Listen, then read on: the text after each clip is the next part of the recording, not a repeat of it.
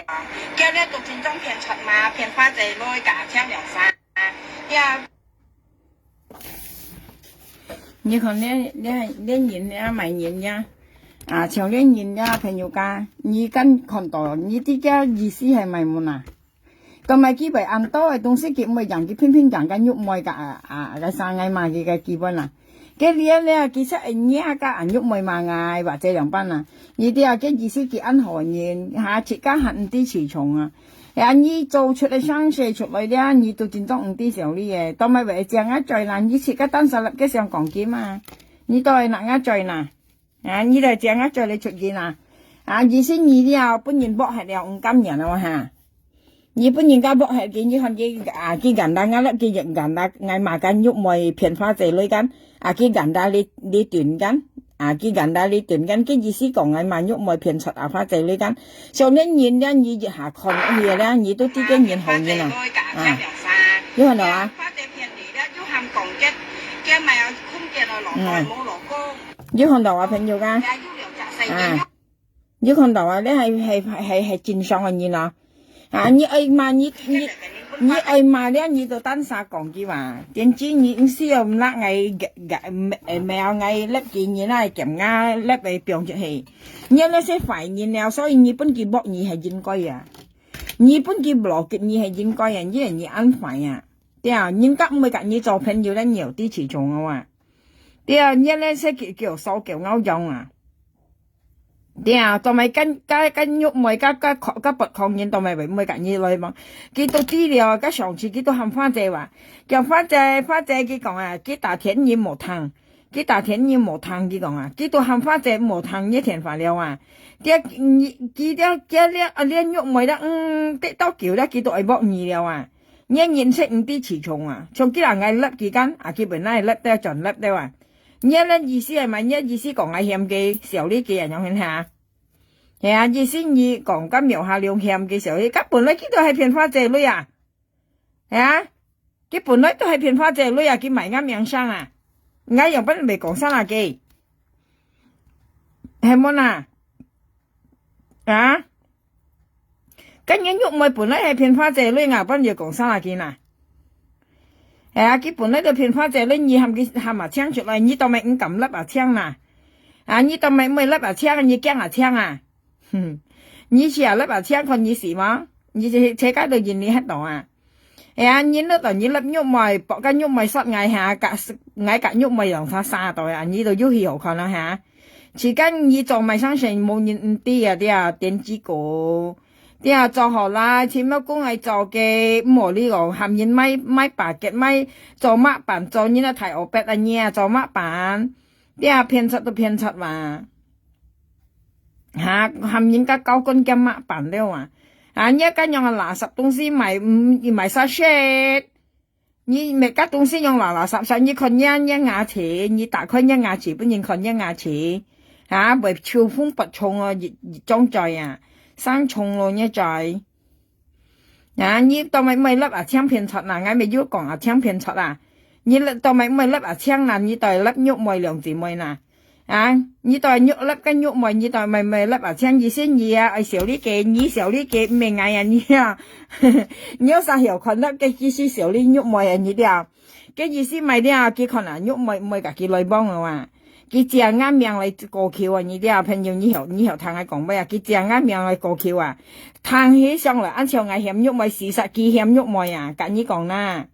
啲啊你險喐咪，你都唔敢險，都正啱命下兩個命嘅險，呢些叫正嗌嚟過橋，你啲啊朋友㗎你唔敢險嘅，都正啱命正啱在下，再講開。槍你撳人槍我咪講槍片花姐女你都咪唔撳人槍啦，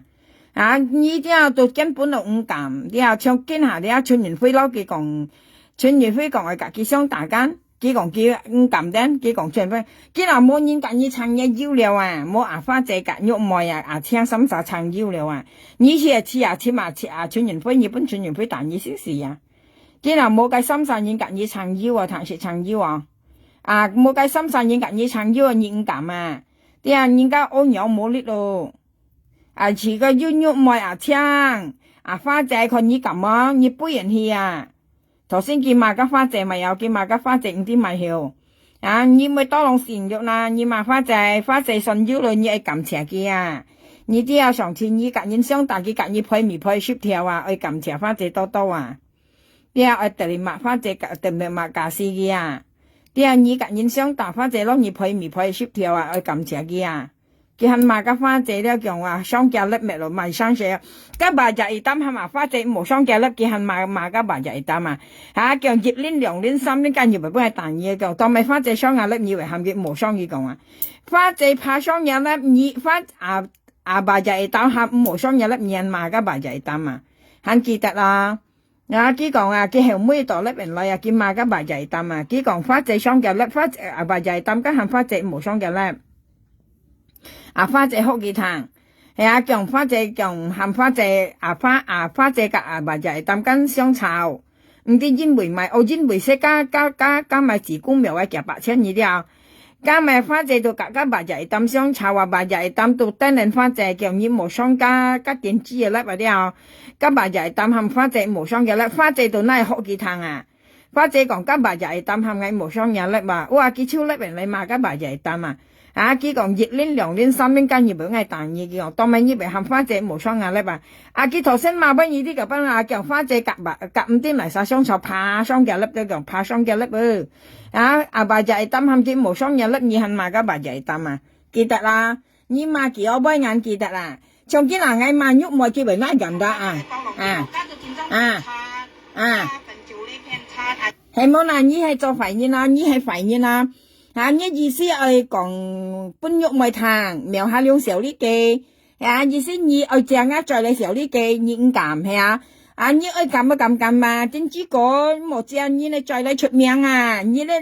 識正多實人啊，你啲你意思講苗下兩險你咪小呢嘛，騙花仔女人用下，但邊你唔撳用一在你嘅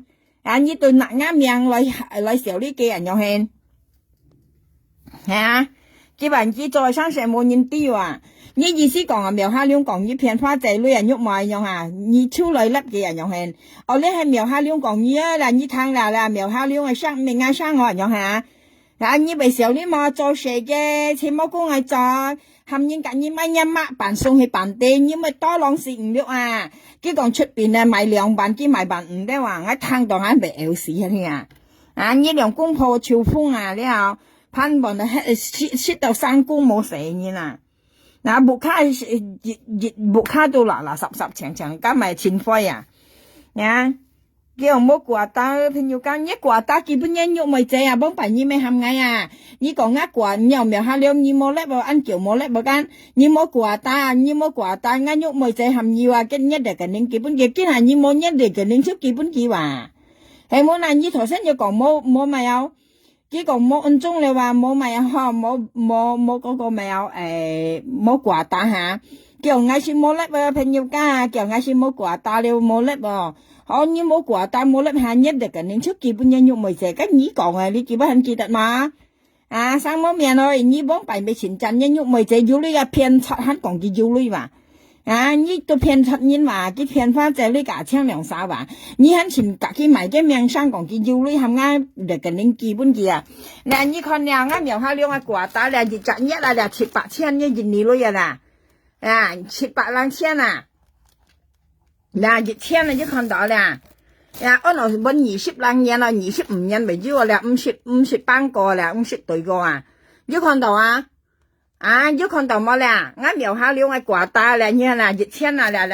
香港電訊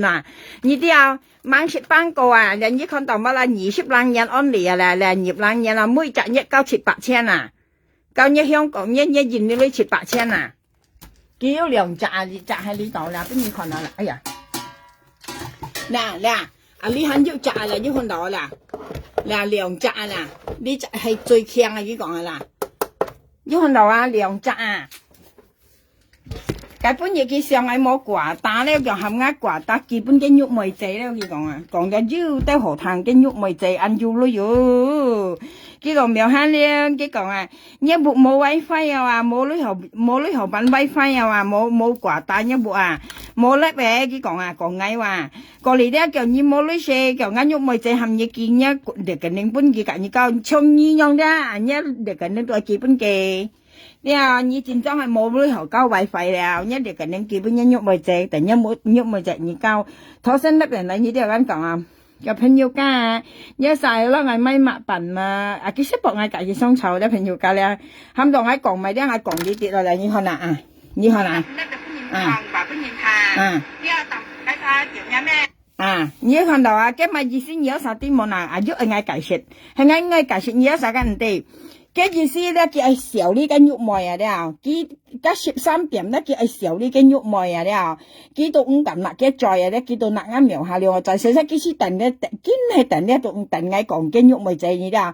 cái tận ngay còn cái cái mấy đứa họ hi xẻo đi kia đó cái tôi mới bị ăn nhân nhá ngay đó thành như cả ai sống chào điện mệt đem mệt cái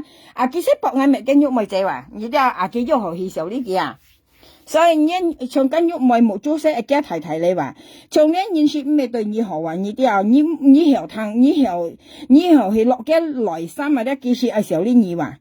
你啲所以呢人咧，你係本人家看窗咧，因為佢咧當咪為嗱啱你斷生咧嚟報本緊喐咪堂咧，因為我講花姐嘅啲你啲緊喐咪講花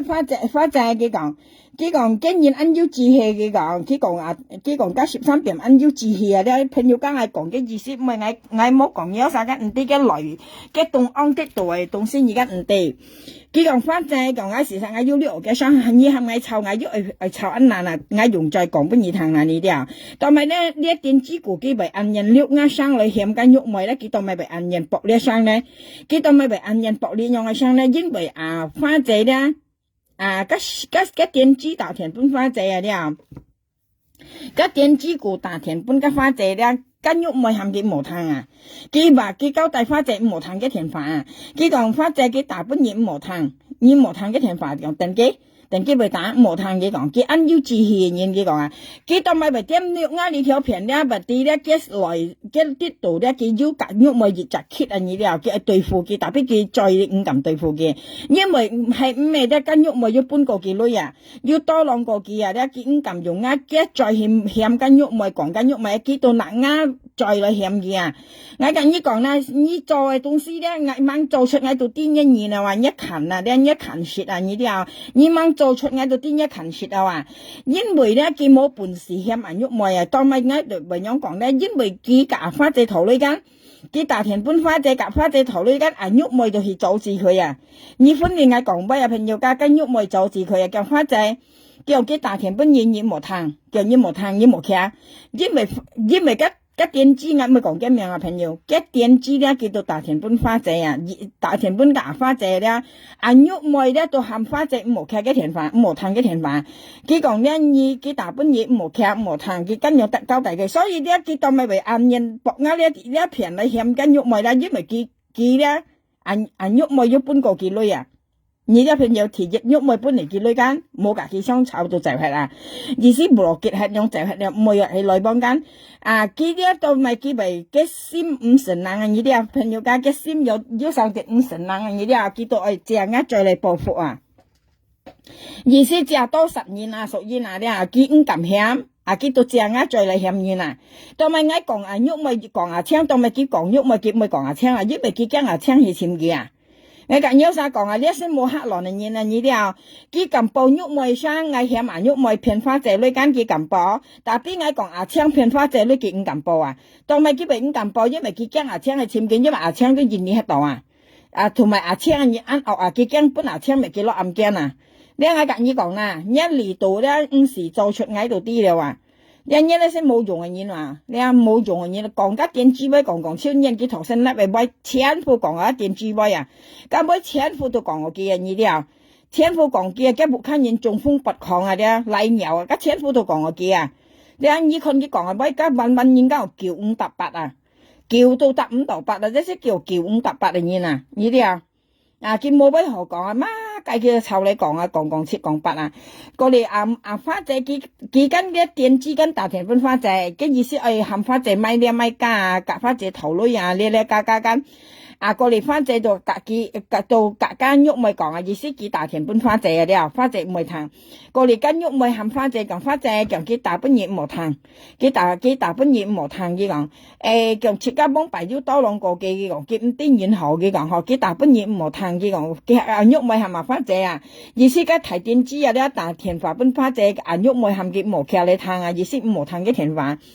佢講切家幫白幫個佢講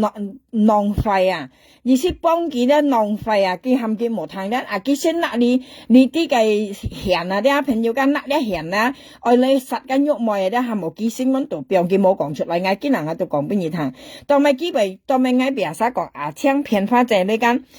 搶騙花姐咧，喐咪騙花姐咧，特別佢熱下粒咧，佢到粒喐咪間，或者佢愛搏喐咪夾嗌生炒，提熱啲提熱佢搏間喐咪賣嗌樣啲喐咪賣嗌賣佢咪喐起後佢啦，佢咪笑啦，佢前撲笑啦，按啲熱力按殺緊樣係，事實啲嘅意思㗎，你啲朋友㗎。當咪機會唔會粒槍啊！我講槍片花姐你當咪見咁啦槍，因為槍見你喺度啊，見咩槍係潛嘅啊，所以佢驚啲等然係穿完灰咩槍，本槍咪落暗間度，事實佢兩年是要再冇黑落嚟年嚟啊，佢咩年咧佢唔咁咩加槍，你咁咩槍冇啊？我講槍片花姐你咁咩嘅冇？你唔咁間見槍被而家我講笑，你但係咧朋友間我講一條故事啦。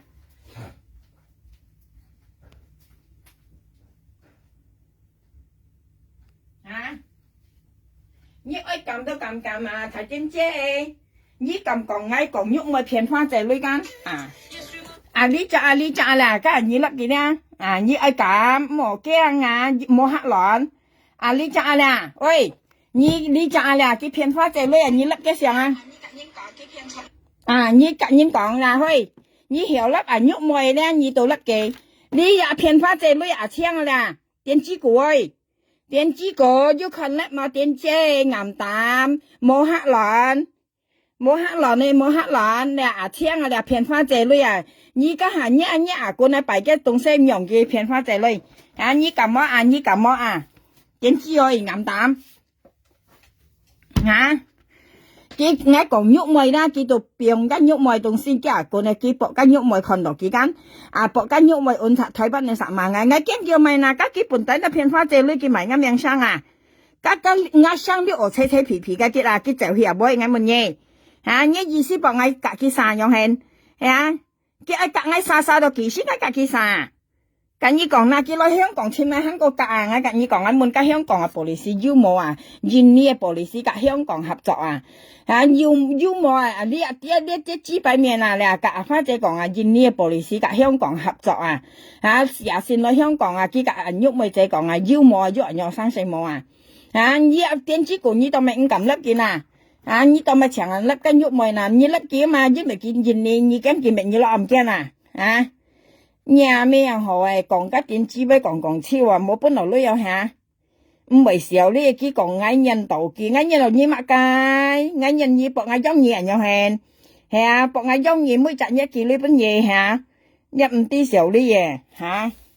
nghe咧tụi môn nhân oi nhân xin phải cao lộ chi khó mà hắn còn nhân gì hay như ăn tốt nhân oi như ăn tốt nhân gì đây như cao ở ship bạc sợi leo cao ở cái tinh leo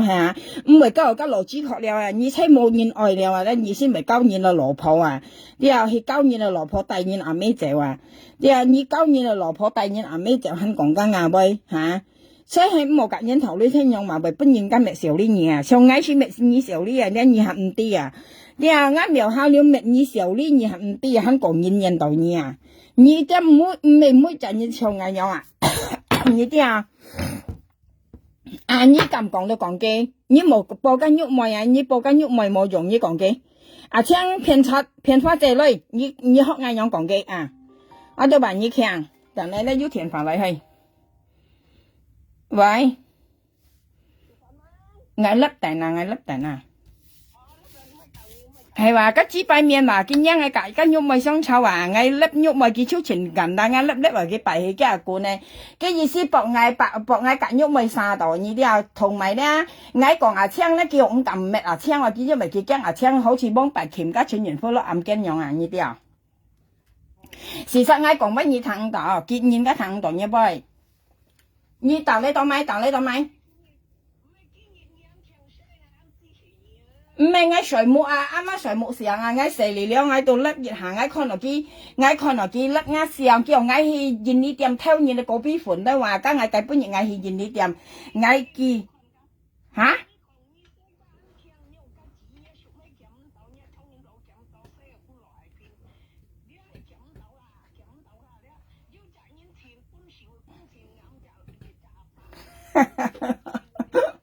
嗯。你看佢嘛，不你頭先要看嘅咧話，我看佢嘛，我看到落舊嘅，我看到就好笑啊！結果我咩嚟牛龜啊，我老公的士啊，執嘢嘅田花執唔啲咪人多點日講超啊！人當用我出名話香港話阿妹啲，咪阿妹啲啊，佢講出啦，阿妹沙田啊，我都啲都叫冇去過沙田嘛。我講係真係本10年都冇去沙田，就沙田我出名咧話，過嚟天門阿妹出名啊，我咪笑死啊，聽到啊！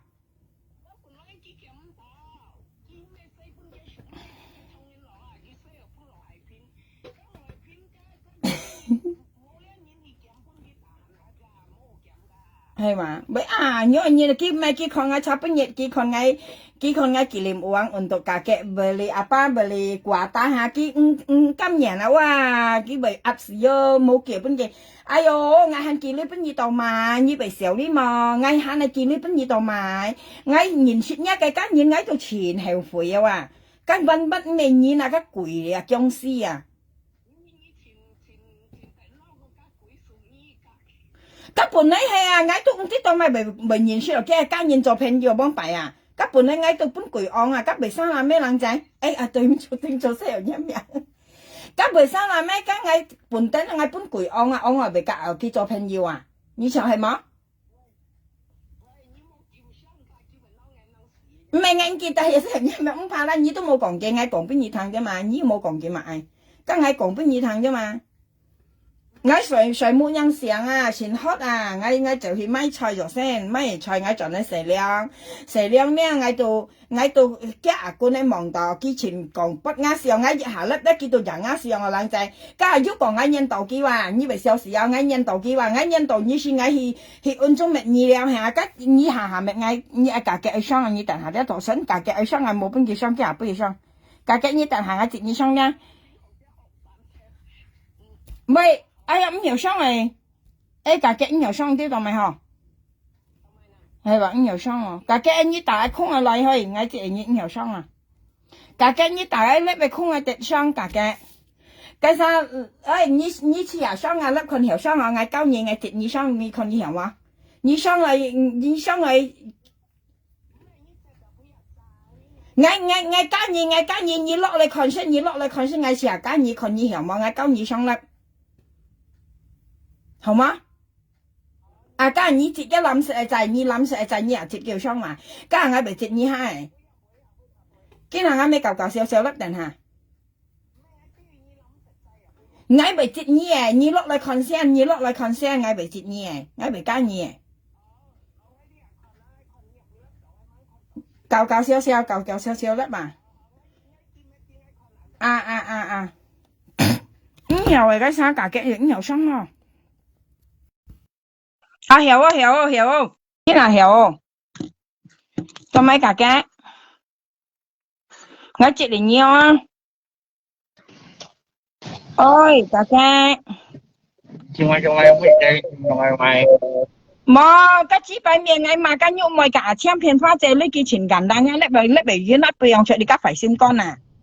Phải sim con à, sim con bình thường, sim con thì tiền thầy à, như thế bình thầy à. Sao chứ? Ai đó ngày mới nhầm cái miệng này cả cái như cả ai tôi ti đều à mới nhầm cái miệng này mọi người anh còn là sao muốn tiếng à những tiếng hậu ra bộ con ngày mới nhầm cái miệng à nói chỉ à con nghe con xin rồi như mua nói vậy lúc ấy con như cả ai tệ cái làng gì cái sao Cả cái. Ni ai sẽ lang chơi học biết con tòa na đi bởi yêu lôi con tòa cái sự đằng một nón tòa na Mẹ chơi camera mẹ cái gì xí cái ai chi hạ xong lắm mà cái nhiều xong lắm mà. Cái nhiều xong ok ngay gì xí ngay chi hạ, em biết ngay lôi chi. con tôi hiểu à Hiểu ôi ba lắm. con tại cái phung hay phung à À, hay mà như ta cái phong là cái sang lắng chơi cái còn cái xong lắm cái nhiều xong mà. Ngay còn hay là lên xem. câu chuyện bốn đi cháu bốn đi à câu rồi À, ở đây ngay còn là kia là ngay chi hạ cái gì xem. À, lắng chơi ngay cái này như ung dung à lắng chơi như chỉ cái thêm làm sẽ lại cái để chạy như xả chị ấy. Chị đã kia xong tàu à. Lắng chơi ngay cái này nhiều. Tí kia hiểu xong mà hồi. Ê, không hiểu đâu à, ngay chỉ đâu mà hồi. hả Không hiểu xong đâu à. hiểu á Mình ngay chị để kia mua xong rồi. Chị không hiểu đâu à. Hay mày mua tải không cũng hiểu xong à cái sao. Cái. thế rồi thế thôi giống ở từ một tập khúc anh hiểu xong rồi chứ tại tập Ờ, khúc này lăng trai về như phát tặng về á, phát như hiểu à tặng ấy. Lăng trai như tặng á, nhưng mà cũng là lăng trai ngay tới như lăng trai là nhông à lăng trai. Như tặng hà xin đi à. À bây giờ ngay chỉ là chiếm ngã miểu, ngã hiểm hà lý xin. đi chịu Cả cái như shit ở phần mang cả cái. mà sẽ chịu sẽ đòi leo đến chịu cháu xin cho à son đó Ờ. à mày mang sẽ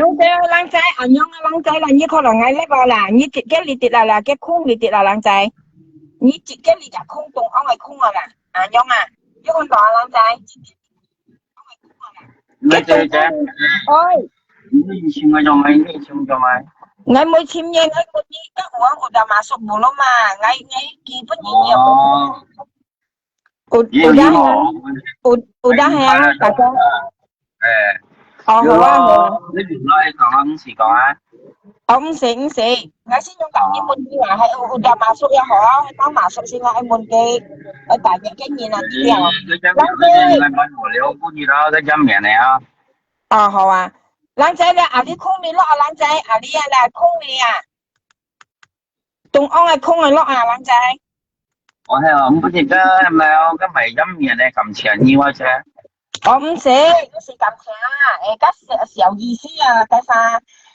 大家小hả意思啊，唔使你肯定是感謝啲啊。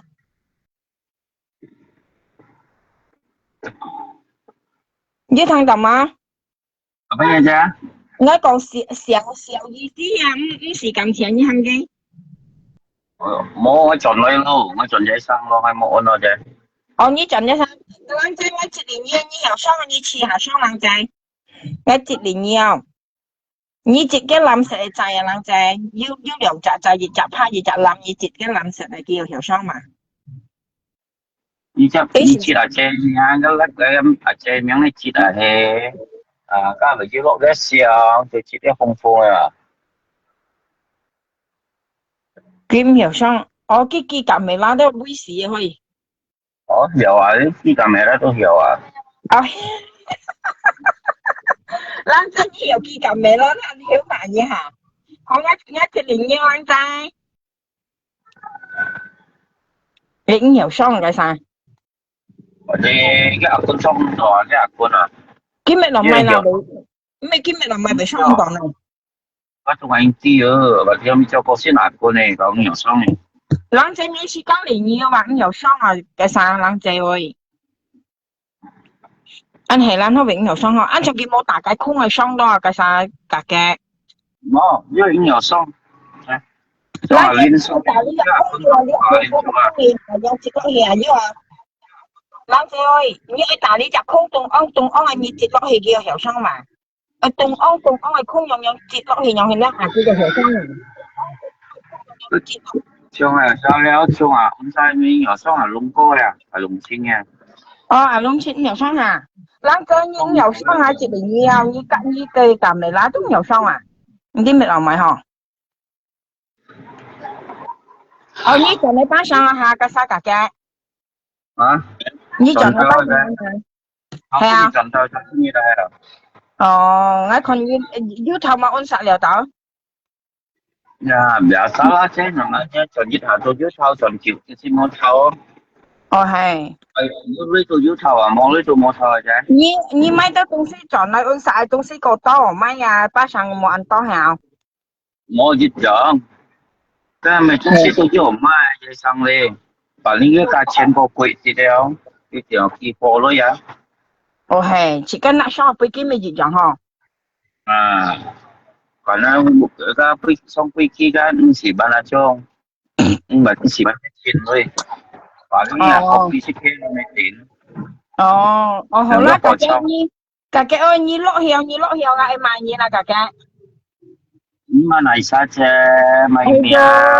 你同你講啊，我愛買 nhà 嘢。miệng rồi, cái chung nhà như cái chẳng để thế tại sao bây giờ thế là, 我只有跟苗，你可能 giờ 跟 cái 阿公啲咪晒啦。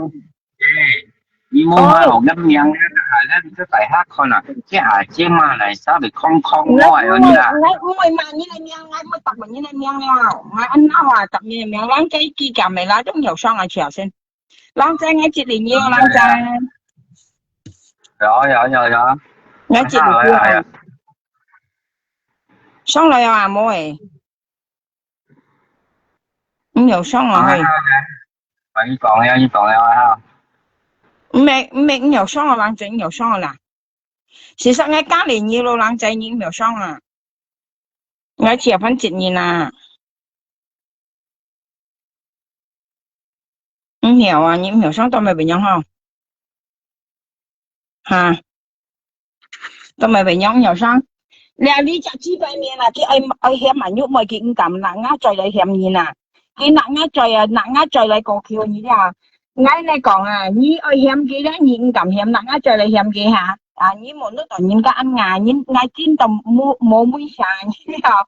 嗌佢啲豬肺用都係啊，你撈完喐咪咧，你唔撳險佢，正啱再嚟險面啊，正啱再過橋啊。呀，我跟你講，我先嗱，啲嗱先睡冇成，啲別晒講，我冇呢樣班，我冇呢，我要跟你借咩？要跟你頭咩？啊，你打呢？我要呢冇呢度咪嗱，我要本事基本嘢，我要本事本嘢呢度好啊，冇搬到你啊，冇搬到你呢啊，唔敢人啊，講七講八啊，講啱勞工的士嘅執到你嘅田塊，夾到你嘅呢夾冇少啊，係咯，錢多好夾啊，的士到錢多東西好夾咪要撥得個你啊。講我按腰頭賣豬髀講到啊，我戰爭係吹過你啊，叫我老公執落小額冇品現啦，執埋晒小額啊，你咪啲，咪晒你講啊，你係咩惡白啊害賣豬髀講到，要講嚟牛龜又咪一路破嚟牛毛你掉一路破惡白掉出牛下。人家講啊，人望家啲咪不係講笑啊，講到嚇你而家春年飛誒，你想打你龍咁去打，見下冇人喐咪架槍托你時撥嘅話，你咁去前年你不能打死你不年啊，你又見下唔上幫擺嘅話，要啊槍緊喐咪咧兩三冚你去啊，要花仔嘅話，你先係兩公婆先係咁殺人去啊，見你次下去前春年飛，我冇騙你，你半路不能偷係不年啊，本春年飛打死不年啊。cái nào muốn nhúc mày cả chuyên nhân phu yêu à còn ngay chế đó ngáp miền tăng phí trả lại đâu香港hết tòa nhỏ nó có như thế gì à hay muốn là ngay bị chế bị tăng phí trả lại là ngáp miền bị chỉ ship sai à tả sai chập à con pi ở trên tông à hay ăn bị mổ bén có như mày gì nè có như mày chỉ phải gì à như tao lấy ngàn to mày nè chứ nhau à cái nhà ngay cả ngay xong chó sẽ nhau cái nhà thì ngay hả cái mà kia hả cái tôi mà chẳng lấy mà lên mà hì我被 LC 啊，我等於講啊，我都係買埋你次啊，我都未買下冇解釋嘅原因，不然有啥湯啊？你啲朋友講係解釋嘅原因啊，因為你近年咧見老人喐埋，一見咁講，佢用呃罪你來講，我跟你講啦，佢正呃罪你萬年啊，我跟你講啦，因為人喐埋見老人喐埋咪咧啊，因為佢夾花隻頭女啊，佢夾花隻頭女間，佢喐埋冚嘅鵝炭嘅田飯。cái tàu田分花姐間cái意思夾花姐頭女啊，跟喐咪咧到冚花姐撳花姐要磨炭，佢等佢打要磨炭，佢講佢冚花姐磨炭嘅田飯呢啲啊，佢因為佢上係夾花姐頭女，人喐咪就冚磨炭啊意思啊，磨炭嘅田飯，佢做佢打自間磨炭嘅，叫佢嗱咧就家村人灰冇嘛咧，佢講佢啥都要叫呢本叫咯，佢講啊。佢先用現金撈緊喐咪間，佢正啊再嚟買件啊，被少啲嘛。幾正啊，做你買緊肉梅啊，啱你講阿青啊，阿青片花姐咧，你都咪叻阿青嘅時候啊，你講講嘅啊，你時候叻阿青嘅時候，你當場把阿青錢你啊，跟你講啦，你識錢強嘛，你做攰啊，得你都很錢強，跟你嚟運中啊嚟咩啊，啊，見講緊肉梅運上嘅見緊肉梅就買。啊，見人家面嘅片花姐咧，我驚叫埋啊！以為咧我哋白呢，我都係客人嚟講嘅片花姐女啊，台灣人喐咪片花姐女啊，見埋啱面上啊！咁你講下啦，點知你愛買幾多你買話咧唔嚟買嘅啊？你就咪唔敢買幾隻啊？再買啊！呀咩知啊我掉呀咩？我話其實用起來你可能係啊，啊係用啊用先知道買嘛，苗下了咪喐自己買了，啊買嚟買去了，啊你碌嘅上啦。你摘啦，你摘片花姐女啊！你講嘅家人呀，管快嘅上啊！一啲片花姐女啊，嚇唔啲詞重誒。要講啱勞工的事，執落你哋強連咯，執落你哋少連咯，嚇！啱勞工揸的士嘅話，嗌的士度執你哋兼連咯，執你哋少連啦，嚇！你一隻夾你講緊啊，你係一隻報警嘅。用這個你使你的紙幣啊你啊，使你咩紙啊？你成日講個電子杯用啥啊？你咩有白咯係？今日嗌冇本嘢咩啊？繼續報銷啊，講快嗌啊嚇！要講啱勞工講啱勞工揸的士話執落你嘅強連都話執落你嘅啲咪有金連冇辦現都執落你嘅銀包都話嚇，啱聽講一下。我是咩聽你我跟你講哦，你聽得好好哦。啊！我是啱苗下兩時未聽一不抗嘅嘢啦，你最後下呢粒冇再飲啱樣了啦，記得啦，我咪做乜計都冇人。佢講啦，佢講你講你咩嚟嗌6年，你今日你講唔係咩嗌就唔係咩嗌邊個就邊個啊？嚇，加幫費你都講嗌嚇，賣你5、6年嚇，黑你賣下2班咯，今日嗌唔係賣咯，你我幫嗌賣落去，嚇，或者你叫嗌嚟炒賣騙人嘅女啊！你這樣面上係騙人女啊！冇辦法嘛，佢咧佢就講話，佢講嗌嘛，佢5、6年到咪啦，啊，佢係跟講唔係嘛，到咪呢邊係咪買唔起啦？啊，你嘛實係咪嘛，你係咪買唔起到咪啦？啊，你意思講嗌嘛，跟5、6年嗱又係，你要何誰嚟識？跟住咪叫呢本嘢，隔苗下兩生炒跟住你咪叫呢本嘢，係啊，佢500、1000本嘢又係，佢500一條係。被記500一條本嘢又係，你夾硬相炒跟住記呢本嘢又係，你愛計啦。佢講啱，佢頭先一間，佢講啱，佢冇掛單，佢講就唔依得三毛，佢係咪叻啊？佢講啱佢冇掛單，掛單是叻超喎，佢講係有實係嗌叻啲啊，勁依佢掛單來，佢講緊。幫大嗌冇粒間，佢講苗下亮，佢講啊，你冇粒嘅話，你部卡冇wifi啊話，冇人買掛單嘅，你冇呢人買掛單，你哋個拎叫不啱喐咪仔啲啊，佢講啊，嚇哋苗下亮就你冇呢頭粒嘅話，你部卡冇掛單冇wifi啊，你冇wifi冇掛單咧，你掛你哋個拎叫不啱喐咪仔咯，你交啊，啊買個喐咪用呢話。嚇，nhân dụng mới chơi du lịch mới phiền làm phong chơi rồi rồi sang mô miền, nhân dụng mới chơi cả kia đó hay du lịch mới cả phiền làm phong chơi rồi rồi, tiền chỉ có các châu xuất lại à, châu rộng xuất lại à, sự thật cái shit đồ hành nan này nhìn à, cái dụng mới à, cái nhìn nó đó từ về phiền nhìn với các sách dân bỏng à, xin về phiền nhìn rồi à, hắn ơi mày cái dụng mới chơi chuyển du lịch mà, hả? Ngắt quả ta như thế nào là ngắt quả ta như thế nào là 20年、20年了啊！朋友剛剛你啦，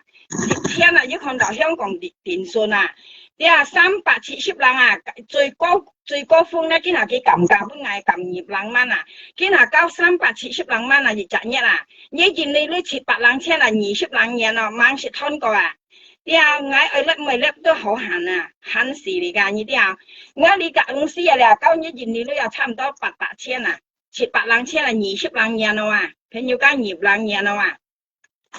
你啲啊，你隻公司可能20年咯，啱嚟繳稅，啱嚟見下度按中咪有10繳稅吧，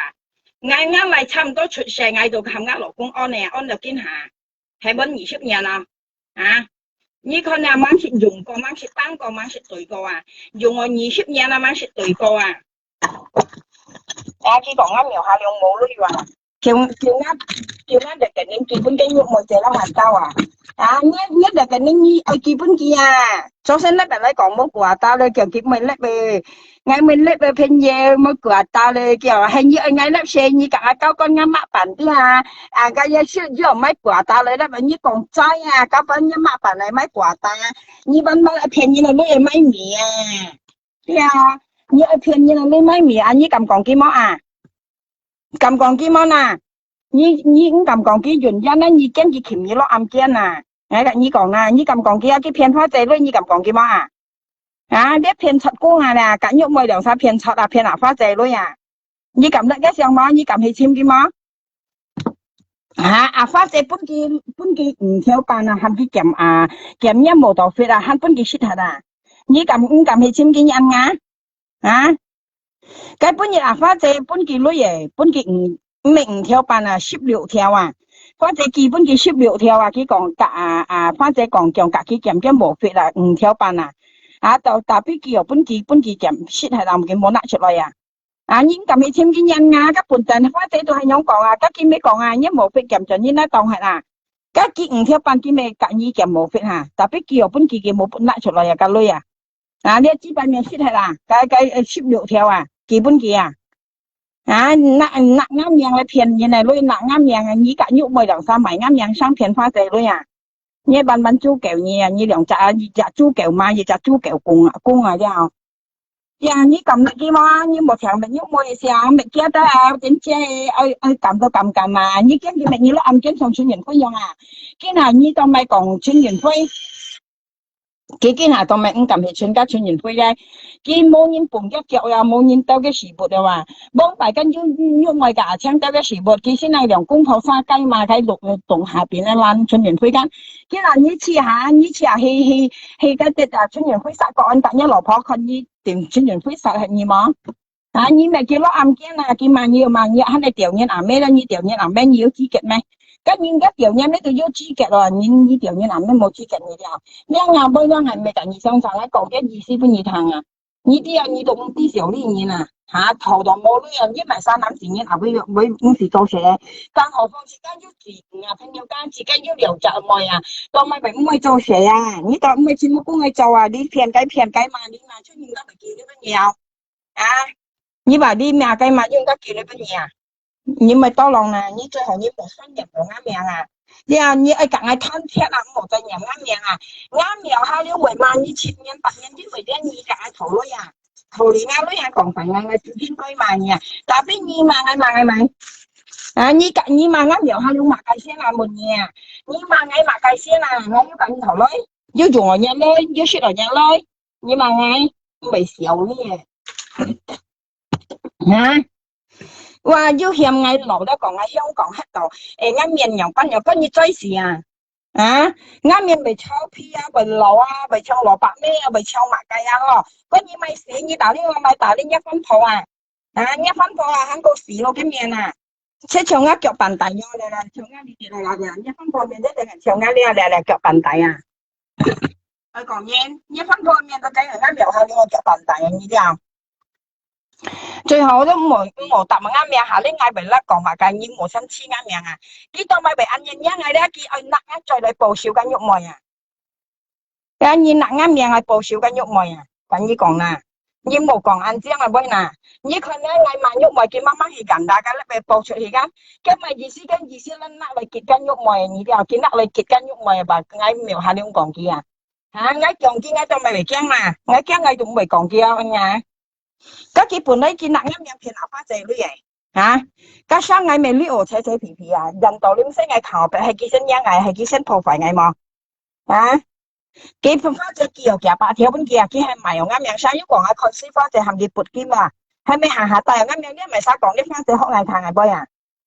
cái buồn nhiên學藝彈啲冇花冇架冇彈外嘢冇講藝彈啲人已經講藝彈架已經講啲係直接花隻再講出嚟花姐字喐咪講喐咪下面啲講喺昆絲花姐含花姐撥兼又係喐咪講喺昆絲字昆絲花姐叫緊描下兩昆絲二花姐叫昆絲二黑戰符咧叫呢撥兼腰帶又啱命嗰啲人道點聲嗌求白熱殺搬兩條腰係幾尺位 ngay kiến chỉ tao mày này như tao mày bị nặng á sang ngày giúp phân bổ sự gì này nhưng mà gì xí à nhớ gì xí bọn ngay cả cái sáng sào bọn ngay cả cái nhung mày sáng sào như tôi chỉnh phọ xỉu như đồng cũng phọ kiến tôi phải này phọ xỉu hả ê hổ sau kia mà kia nhau à muốn nhân sông như ăn tiền chi à là cái nhung mày hay đi quý kỳ à đấy thì tôi đi quý kỳ à đi xỉu đi đó kinh cầm mà như nào à thì anh là tiêm cái trời đâu à không tận mi đâu à cái sinh đi xỉu đi đâu cái nhung mày đồng bây giờ đi xỉu đi à miền bị phun chỉ sẽ trồng gì vậy呀，普通股誒，緊要冇些長意話，一五啲時候呢面皮膚呢，佢係先撳出嚟喺嗰度尿啊，其實五啲時候呢條，嗰啲特熱種種啊，你咧應該講濕咩啊，熱種味啊，唔係啊，叫種味啱，別說應該講咩熱種味，叫種味啦，我冇咪記得係三種啊，叫種啊，緊要冇緊要啲其中一種啊，你話面皮膚呢五啲時候呢啊，從呢就到啲時候咧。你啊，從啲紙塊面到啲時候咧，佢片花者你冷一命，佢啲時候你唔撳出㗎，啊，佢很三間佢冇時間，都咪佢唔撳出嚟啦。佢冷一講佢片花者你片600條啊，唔喐咪片300，佢片300都咪已經撳出嚟啊。你咪嚟講，佢一定肯定試就咪晒。雖然啊，你未片龍眼女啊，但係你甩到啱命啊，你啲啊，你甩到啱命嘅片花者女啊，我應該調晒你啊。你mà ngày mai cái東西啊，你冇拿啱樣騙人，你咧我冇錢去辦嘢啊！你啲啊，你本事騙啦，你強啊，我本朝自公嘢，你啱強騙啊，但係你冇用啱樣行用啱樣嘅騙拿花仔女啊！你啲啊，掉一咩喐位，掉一咩遮喐位，鬼馬頭普通嘛？啊掉一咩230蚊租舊kimchi話，一本舊掉咗嚟啊！你個啊千兩三，喐位嘅咩本舊掉咗我嘅啊！啊千嘅咩本舊掉咗我嘅啊！你話你騙你啦，你就咪冷一命啊乜嘢嚇？你講啊咪喺香港喺度都要晒咪死？你有本事騙，你就你騙人，你騙幾多係你相信你強啊？但係你冇幾多啱命啊！我掉一咩嗌嘛，你咪殺啦咩？嚇你一喐位一普通嘛，你嘛喺度咪啦？嚇？你嘛喺度賣我乜嘢啊？你嘛喺度賣我要賣先咪做嘢啊？我掉一咩2兩三喐我㗎，聽2兩三騙方就你大啱命啊！一下行入到啱命我騙嘅女啊！你阿咩本人掉誒？啊！呢兩三台灣10萬係冇用㗎。啊！你嚟香港添嘅嘛？人咁先啊！香港台灣嚟香港 QQ 嗱嚇？做咩咁嚟添嘅啦？如果一命生很好啊，一般係講一片啊，或者你入嚟請嗌，按點知嚇？我見咗我掉有咩？你有本事騙你強，嗌扮你強，但係唔啱嘅係騙人啊女啊！你分面啦，像你有普通過啦，幾時入了咩？佢生啊，都咪咁出嚟交代啦。啊，我問你啊，哋肯定試咗係咪生多啊？你生人夾翻地就你特別一人你啊，哋肯定要試咗梗係生多係嚇。有nhà mấy chị ở họ nhà cái bằng chú kẹo à nhưng nặng ngắm miệng là phiền như này luôn à nhưng nặng ngắm miệng là phiền như này luôn như phun gì nào kiểu nhà mấy đó kiểu nhà mấy chị ơi nhà mấy có nhìn kiểu hả như nặng như này miệng là như nặng ngắm miệng là phiền như lối nhà như vậy xỉu đi mà nặng ngắm miệng là phiền như lối kiểu nhà mấy tí xỉu đi kiểu nhà mấy ơi không tí xỉu đi hả như nặng ngắm miệng là phiền như này lối à kiểu nhà mấy hả cái nào nó dùng hai tàn nha tao mày hả nó dùng hai tàn nha tao mày nhà mấy bữa nhìn tiền hỏi như ăn sinh chỉ học偏như là lúc để tại ngã miệng à hả nhà mấy chỉ hỏi nha tí xíu đi à hả cái còn ngay mà nhúc mà nhém miệng à chỉ xin mà nhém miệng ngay tôi cho nhém mà nhúc mà cả xem là cái sự tập đầu nhém miệng à hay như喺度喺等你嘅名啊！你嗰陣時你冇入到一名啊！你喺度聽人嚟入啊！我識答到一名啊！你講我萬玉咪㗎，請你答到一名幾時？啊！你講要困難咧未？啊！要困難咧，但係幾時答一名啊？你咪多諗啦！你啊，你冇再入一名我啊！你啊普通貴，我苗下都未做埋，我未借啊，未唱埋啊，唱啱人唱仔確企你啦，唔該意思啊！你唔明啊嚟晒啊！我大呢一路破案，你冇大呢嗌啊！你啲啊啱苗下你咪將整嗰意思啊！我成日打你ăn多啊！條嘢咩？你ăn shit thật bào啊！條嘢咩？你ăn shit thật bào咧？你冇生細就隔一羅婆 shit 牛鼻未好㗎，因為只都 shit 嘅牛鼻死長啦未好啊！你冇打你嗌啊！嗌嘛，請假嘛，因為未嘛到你啊！啲你冇阿拉山講愛嘛，應該mang shit嘛個嘢啊，愛嘛個喐咪個唱片花者你哪啱樣啊？nhà mấy như một anh to à là san còn ai mà nhúc mày với tay nhà mẹ à với tiền ngay kỳ sĩ tay ở nhà mẹ hả nhà mẹ họ nhận gì cả ai sang chào như sinh bỏ đi để chào lại chào hè à bỏ những cái bún nhiều luôn nhở chào lại chào hè bỏ những bún nhiều luôn à nhưng mà to lòng xỉn nhiều na ngay một cái như nhỏ tiến trình sang chào ya như một con cá bóng bày à ôi mà những cái còn mang chuyện xe bơi à như một con à còn á lò cũng nhắm một như này cái xe xỉu à dùng cái xe mà dùng cái xe mà dùng bộ tim mà mà còn nhà mẹ chi à nhà mẹ bún tiểu tiểu à giống như à ya như còn á lò cũng cá tệ xí chắc một như này kiếm à đó hà xỉu à hả còn để dưới còn nhắm một như này thiền phá đâu đây cái bộ tim à bơi dưới bộ tim mà cái nó bộ tim nó tiểu nhà mẹ chú kể ơi tiểu nhà mẹ à hầm cá phù cải hầm cá chán này phụ cái hầm cá chán ya hà lên một cây nhà ngắm nhà phụ cái hầm cá chán này hầm cá chán phụ cái mai chi bay còn tàu à một phân tập chi à với nhầm chiêu hay đầu à yêu còn những cái lại nhiều quy thì nhớ phân phối bao nhiêu tiểu lại nhiều mua à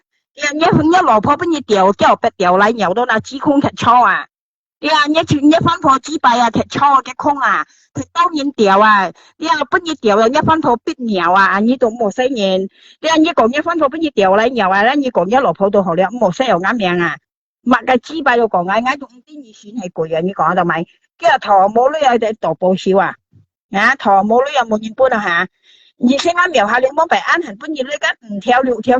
theo kỳ bún gì cắn cái nào mố bún nào hả em ngay còn ngay phải nhau hả như hắn tin à như chơi họ kinh nghiệm nha kinh nghiệm tại như sang thầu thì đó sau cho hiểu như một tay nhắm ngắm miệng à phụ cái hầm cá chán phụ cái hầm cá chán này một tay nhắm ngắm miệng à đi xỉu đi ngay cả như sang thầu ngay kia là sẽ sợi một xiang à cả như còn nè đi à còn ngay muốn cho theo lũ đâu ngay muốn cho theo lũ có gì tới xỉa ngay giúp cả như chè cả như thỏ mấy hả ngay muốn cho theo lũ ngay giúp cả như chè cả như thỏ mấy ngay giúp cho theo lũ muốn cho theo lũ đó như còn ngay một bữa nhìn nuôi cá ngào ngay một bữa nhìn cao lên như mình kê nhiều quần sĩ chim đẹp như máu bữa nhìn còn cái xiang ngay ngay cả như sang thầu ngay tôi xin hót ngay cả như còn最後như hà linh lấp lên như một tay tập ngắm miệng nè ngay bởi lấp như một tay kẹp ngã xiang nè đi à như một tay theo ngã xiang à một啲嘅做七條嘢，你做七做間嘅嘢啦。啲啊，你做七做間嘅嘢啦，你頭又識爆做七條嘢嘅時候啊，你做七做間嘅嘢啦，你冇再睇下時候啊，跟你講啊，啲啊，學了啊，將一分鋪錢啊，你其實個嚟，你搭翻嘅啦，朋友，咁喐賣嘅千七片嘅女啊，七片你啊香港花仔女啊，喐賣嘅千兩三七片嘅女啊，啲啊，你做七做間嘅嘢啦，你冇再飲一命啊嘛。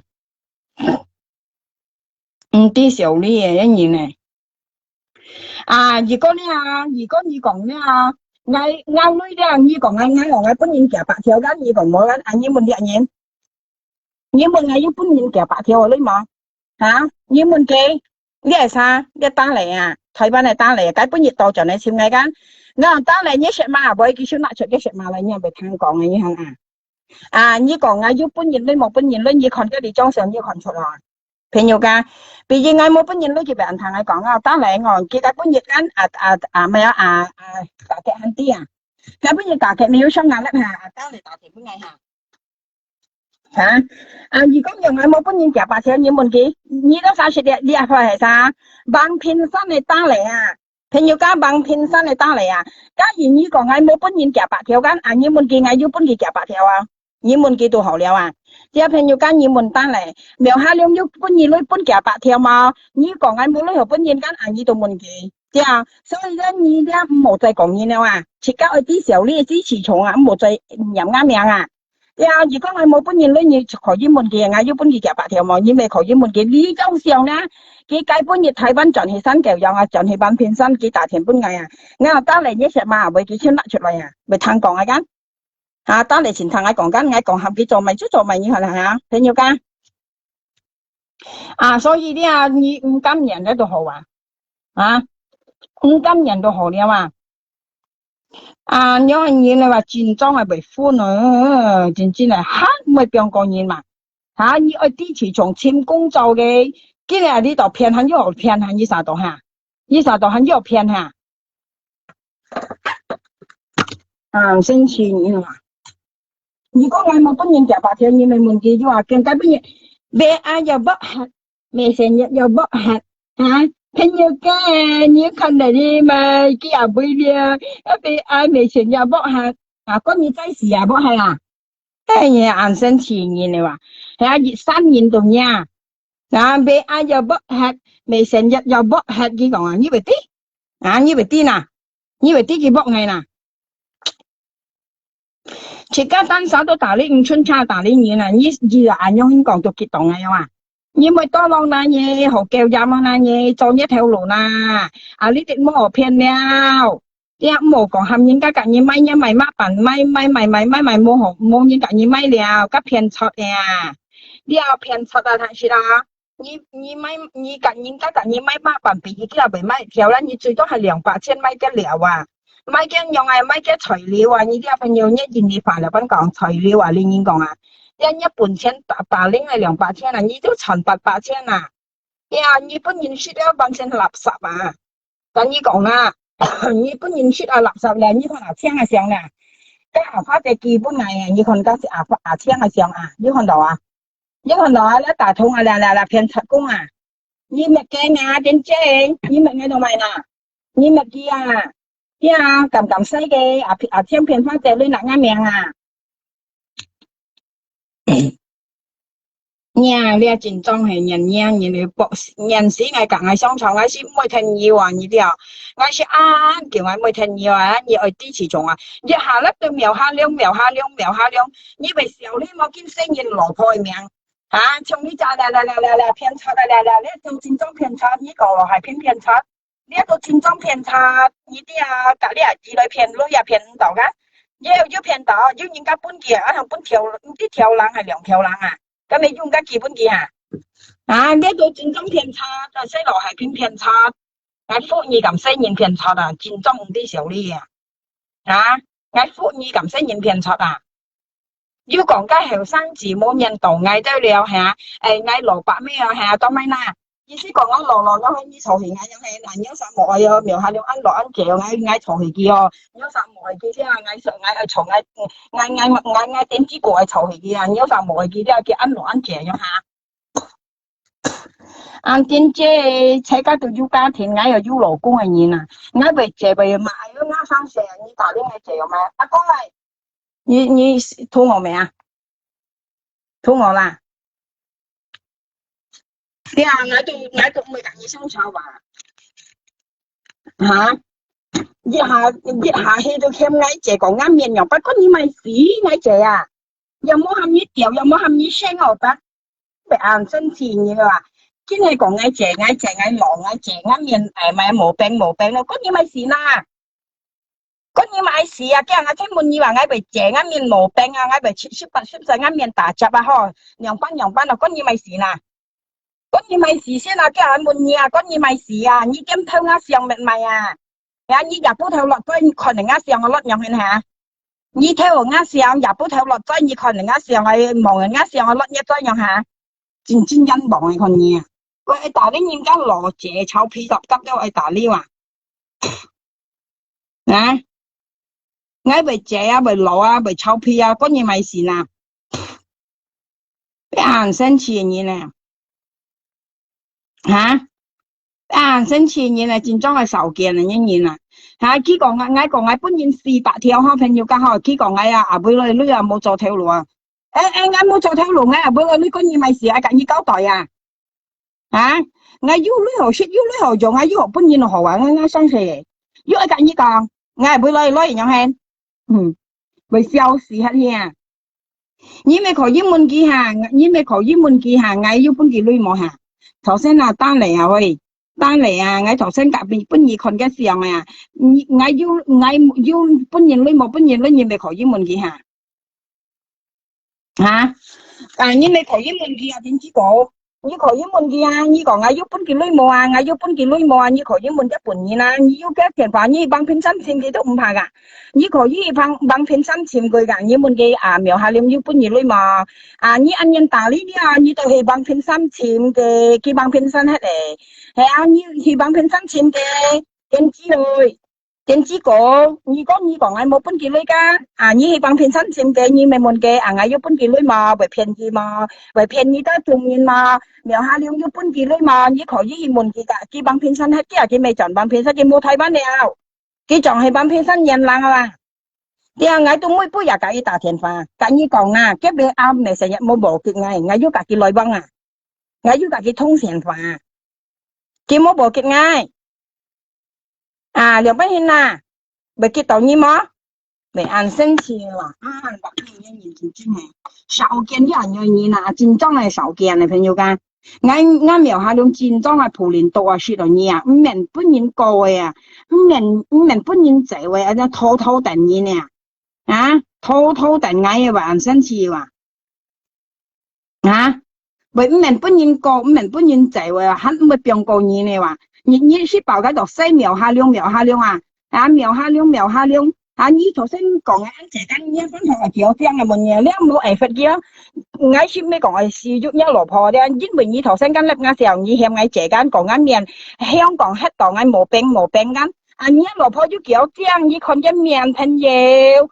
講嘢你當三望一分配面，你先好嫌你啦，啲電子股你交到600咩你係咪嫌你啦？啱苗下兩前睇到將過一分破矮講嘅，我前睇到將過嘅所以佢講矮講啲成家咪有水係講水咧，你係咪用家細多扣就係你講嘅嗰個，嗰係識油入面反而咩講油入面你講緊你講係咪咪有嗱家細多你扣腳緊你講緊，我講食自來水意思係食雪水同埋用腳嘅扣腳嗱用刀嚟扣腳，我講你食家提供水咧，你冇先啦咧，慳個時咯，食家奶水，食家屎水、牛水加上你先講我先按你了，你講我打呢幾食提供水因為你講我按你啲你冇聽講我不冇講一拜，前當然啲你講我先啦你啲所以佢賣出嚟不一樣嗌講幾聲你啲真係咪笑死朋友㗎，其實好了啦，記得嗰啲由從今日開始咧，下年嗌為咧面試又偷啱上，啲記得自己做嘢去提方啲你冇講啱兩下兩萬二六年，因為嗌萬二按係熱殺期間萬6年，係冇係講嗌萬二點嘅名詞嘛，像呢你聽嗌講幾按講嗌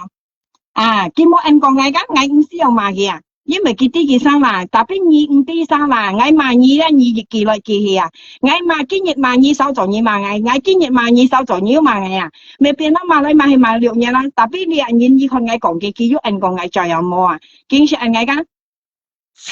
呢陣嘢啦，睇住啦。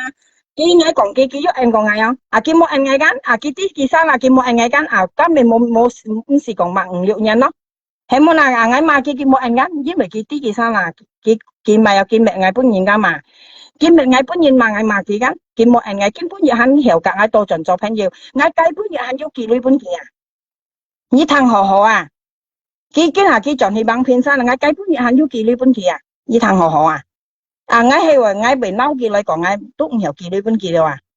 都咪嗌被唔有幾類本嘢啦，因為你識得你嬲因為你安排你先分安排啲講嗌超時見下跌就咧，你要上係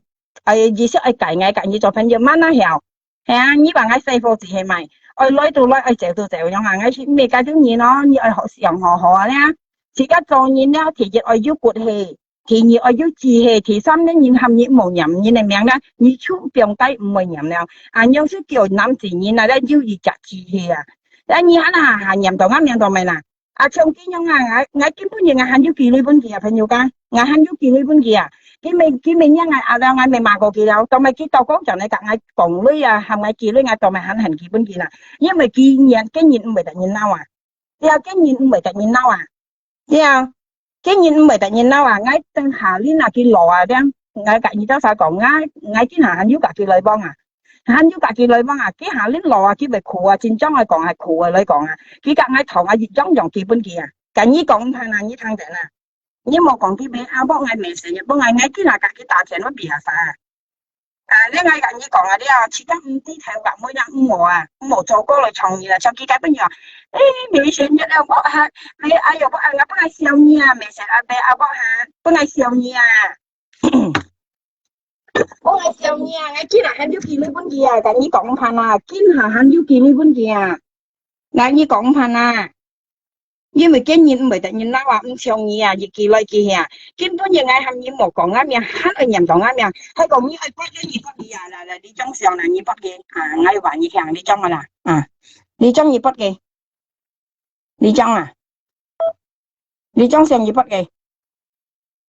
誒咪冇相。nên phải phân đôi như chứ hay phải phân là một khoai chạy cả mình啊，你張下你不嘅。不了意思，你點點有寫是你，其實你認同你呵，但係咁咪驚你，因為你同埋將我俾半年講你係結識朋友，咪打點點嘅認同你係我啦，係認今年半年，就係俾半年啦呵，唔是虧在嘅認同啊，按少年人難用嘅啦，因為咯，真正嘅你從應從三幾個人啊，你好，我可能見到咪好，我做。點點啊，我就唔會講了啊！你啱定唔會你哪知道啊？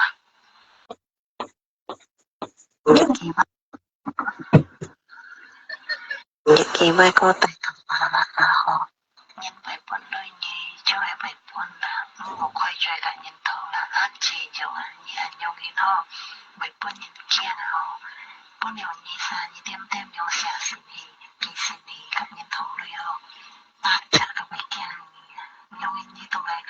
將個俾半年講你係結識朋友，咪打點點嘅認同你係我啦，係認今年半年就係俾半年啦嗬，唔是虧在嘅認同啊，按少年人難用嘅啦，因為咯，真正嘅你從應從三幾個人啊，你好，我可能見到佢好，我就點點啊，我就唔會講了啊，就啱定唔會你哪知道啊？幾位個大頭巴啦啊呵，因為本來你就係為本啦，冇虧在個人頭啦，啱知就係你係用嘅呵，為本人驚啊呵，本來你啥你點點用寫是你，其實你個人頭裏呵，大家都會驚你，因為你同埋將我為本人講你係結識朋友，咪打點點個人頭裏係我啦，係因今年半年就係為本年啦呵。唔是虧在個人頭啊，按少年人難用嘅啦，因為咯，真正嘅你從應從三幾個人啊，你好，我可能見到咪好，我就點點啊，我就唔會講了啊，就啱定唔會你哪知道啊？幾位個大頭巴啦啊呵，因為本來你就係為本啦，冇虧在個人頭啦，啱知就係你係用嘅咯。為本人驚啊呵，本來你啥你點點用寫是你，其實你個人頭裏呵，大家都會驚你，因為你同埋將我為本人講你係結識朋友，咪打點點個人頭裏係我啦，係因今年半年就係為本年啦呵，唔是虧在個人頭啊，按少年人難用嘅啦，因為咯，真正嘅你從應從三幾個人啊。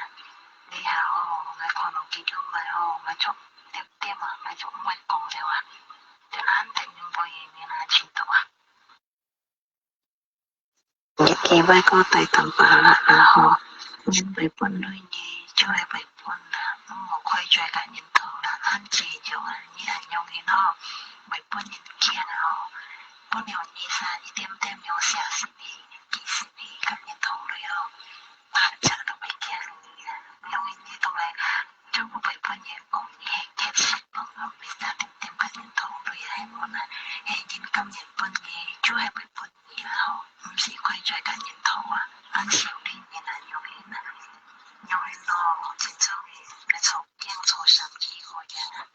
你好，我可能見到咪好，我就點點啊，我就唔會講了啊，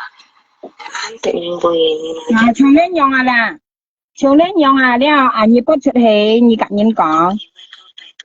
長年用了，你不出去跟人講，你跟人頭裏頭就不人家識啦。你看下，你記性跟人頭裏啊， trong đấy nhau như bắt cho đi cả nhân còn tiền chi ơi tiền chi như bắt cho đi cả nhân còn cả như cả bóng bảy cả ngã mèo hai lông thỏ gán ngay nhiều nhau liệu sang ngày mình nhỉ như kia hay ngay hiểu liệu sang mình nhỉ phút ngay mà liệu nhé là hắn to trở lại chim ngay thế nhiều ca cái còn quá chạy cả chuyên nghiệp với còn bật chú mà chạy đó làm xong khâu tiền bữa ngày tả xì chiều này hả bữa ngày mà đầu lượng sắm nhẹ nó kia hắn tả tiền này chim ngay mình này lấp cho đi có lý lót dù tục lọ hay là ngay cái bữa nhà hắn yêu con tàu tại biết ngày món này liều hỉ bữa ngày mà lượng sắm nhẹ hắn tả tiền phá lại chim ngay miểu hà liều như vậy xíu đi mà yêu còn mạ cây như tôi cũng chi hì như bữa ngày mà lượng sắm nhẹ kia có lý kia tả tiền bữa ngày gan cái còn yêu rằng mà miểu hà liều kiểu tao chiều hà đấy các chuyên nhân phơi cả ba chạy còn như bật chú mà thầy cái còn bữa ngày mà lượng sắm nhẹ hắn to chọn này chim ngày hắn to chọn này chim miểu hà liều cái yêu còn ai khâu tiền bún kiều lắm bên này còn ai tả tiền nhẹ ngay tả tiền bún như ngay miễn chịu gì ngay miểu hà liều heo tả tiền bún như ngay miễn chịu gì ngay tả đó tiền phá bún nhẹ ngay chịu gì miễn hay là chủ phơi đấy ngay kỳ lưỡi bún nhẹ ngay mua nhẹ cá lưỡi như kiểm tỏ mà ngay sang hà tôi yêu tả tiền ngay mua nhẹ ngay ở cá lưỡi ngay kỳ liều yêu kiểm tỏ mà như còn kiểm tỏ ngay chút không chỉ tả có tiền phá bún nhẹ như là chỉ giả bút theo ban giả tả tiền bún ngày cái con ngay chuyển bún kỳ lưỡi ở đó kỳ bút cho để khâu ngày như thế bút cái cho là xe ngày cái bọn ngay ăn kỳ tô tịch bún kia cả như còn không hả thế cái bọn ngay kiện kỳ lưỡi bún kia cái bà tổ ngay nhân tổ kia đấy ngay chỉ cái gì mà con kia nhầm ban con kia tôi đem cả nhân thầu lưỡi cái đem cả nhóm kỳ xin cả ai thầu lưỡi đấy ngay con kia nhầm ban ngay trong suy ngay bún kia mẹ xoay kia đi nhìn còn đấy mẹ xoay kia cho nhìn thấy một tham si mà như thế朋友看nhìn đó còn như một tham đấy tụi một sang chơi mà tapi ngày mà cái gì kỳ loại kỳ hi ngày mà cái nhiệt mà lên cái sao tụi còn ca ngày hậu nhiệt mà lên cái sẽ hậu nhiệt còn ca cái chút còn ai bút này nó lú tí phan thải như vậy con là nhất số ni nhất lỗ phôi nên lú tí phan thải mò lại ngay như sẽ con là nhất các tiền chi mà này nó lú tí phan thải chứ mà cái trong ăn to xài như này như thế cho chặt xài như này các trong cái xài như cái này là như thế nhau chết thế là cái pha mày chỉnh thải đó cái tôi còn ngay như chỉ có单sao老婆nên攞地方睇得呢度嚟嗌嗌被不能你看呢片嚟晒嗌冇嘢呢片三世成年嗌大田本年東西嗌苗下龍東西大田本年年大本嗌嗌很感慨嗌唔會因為嗌驚㗎本人講年靠田本嗌嗌很感慨你面皮真正係叫破咯佢講嗌大田本佢都入不頭大田前面嘅老公啊chứ còn những nhà nội những nhưng mà như anh có những nhà như vậy có như là lộ phân khổ nè như còn đi chạy vô nhà tàu như cái chạy vô nhà tàu như ăn xỉu xe nó như cái đầu lắc còn kia ăn xỉu xe nè kiểu nhà mấy nhà miền theo như là xì bát cái xe phố ô xì cái bát nhà miền bị theo cái cái xỉu đi kiểu kia ăn xỉu xe nó biểu hai lông nhà kia nhà nó kiểu nhà đâu thì còn như ship bảo tôi nhầm ngã mèo một như cái mình nhầm ngay rồi như vậy eo nó như thế này nói không như một nhầm ngã mèo mà hắn đi nhầm nhưng nhầm cái bài mình cái liêu thông nó nhiều nhầm ngã mèo ngoài đi liêu thông đó chứ còn cho muốn ăn thông là liêu nhầm thông có gì nhầm ngã mèo tại các thôi nhầm mô đã yêu nhầm ngã mèo như không dù cho bác tiền khó như chẳng anh nhầm ngã mèo ngay không như đường cũng thôi nhầm ngã mèo nhầm kèo măng nhân số gì đường cũng thôi cái tổ lết họ shit mày công ty họ yêu nhầm ngã mèo cái còn ngay lập cái位置cái lòng tuần khu đó ngay lập nhân tuần ngay lập nhân位置cái lòng tuần khu đó mà吹個片cái nhưng cái còn cũng mới lập như tôi khu đến tiền hết tôi chim tổ lấy shit là ngay lập như tuần khu mà ngay châu thiên châu thì còn ngay mang shit lập còn nhân lòng cả nhân tuần khu nhân位置ngay tôi hành shit tapi như lập ngay lại tuần khu cái như lập ngay ngay lại chỉ tuần khu cái như xíu除như thế như thế要除嘢như先被立啱嚟自頓褲嗌講啱嚟自按號名叫愛錢按要女買計幾少立頓褲立啱嚟你咪多浪時了啦，一間有超風我白啦，那係立啱嚟頓褲，但係你立啱唔係兩班朋友間，你何兩班都好你正兩班都正你要潤事兩班都要潤事結果立嘅位置嘅浪頓褲叫嗌立嘅位嘅浪頓褲嗌就天就地講嗌要立嘅位置嘅浪頓褲啦。ngay冇好事但你講下已經時喺度裝喺背落去因為你諗咗褲被事你立呢頓褲度買 như tụi anh ngà nhé môi chỉ cả nhé lông都苦bởi xìu cái tiệt mày ao cái mày ao cái lớp cái tổ thiệt mày ao cái còn kim cái cho mày hò cái lớp cái còn cái bây giờ cả cái tiền chỉ củ xong炒干cái mồi chỉ干cả cái xong炒干cái còn ngã老公接下俾很要2條3條佢講叫你似冇呢啲佢講佢買嘢你時候朋友家2、3條搬年就搬係啦你夾硬講係我搬年就搬係啦你2、3條你接下俾接咗2、3條就一我肯得當佢立嘢係冇我都唔會人用做我被滅亡我自己唔冇cái như tôi khổ bởi gì nhưng mà hắn đã toàn khổ lắm như tao máy hai chồng như thằng của ngã lại đi ăn hổ mẹ cái ở trên ăn du rồi ngã lại đi ở trên ăn du rồi ăn hổ mẹ ngã lại đi nhỏ bắt cái xíu nặng thiếu cái nhỏ là sắp sao toàn khổ lắm ngã lại mà nhá trên đến chi ấy những cam nhện cho nhau nhưng cam nhện tapi nhưng cam nhện ngã lại đi hổ mẹ chỉ mình như tay phụ thì vấn đề ngại tay vấn đề thì ngã lại đi hổ mẹ hay ngại vấn đề phụ thì như bà như vấn đề nhà mẹ họ ngã giống sử dụng nhau nó giống phiền cầu nhỉ nhiều mày chi kẹt thì lập ngã lại chi toàn khu nhiều chi kẹt lập ngã lại chi toàn khu mấy tí xỉu đi nhìn lập cái giàu lập nhìn mệt mày kia thấy này nhìn mệt mày mà hả cái tổ này lù liên xì nạt phong nhìn nó toàn khu lập cái như vậy xỉu đi mà nhìn nó toàn khu lập cái tổ này lù liên xì nạt phong cái nhìn nó toàn khu lập cái như vậy xỉu đi mà như vậy xỉu đi mà nhìn nó toàn khu lập cái theo ca như vậy xỉu đi tiền đến chi cái chỉ có một trâu kèng cái tàu này lù liên同埋cái gì là phong kiến nó toàn khôi lập gì nhưng cái theo cái gì như nó toàn khôi lập gì như hắn有做一期là四天感應堂人嘅熱一粒人嚟，係個要呢要加trong ấy cái nhung mày nhí ơi mà đi nhí ta xài hiểm kì nhí mẹ ăn khen còn nhìn đây còn anh bố lưới ngắt quả ta dùng chiếu này là như con là ngắt lớp chín tao hiếm quả thế còn như mình cái ngắt đi cả tung xí cao kiểu lấy chạy nhá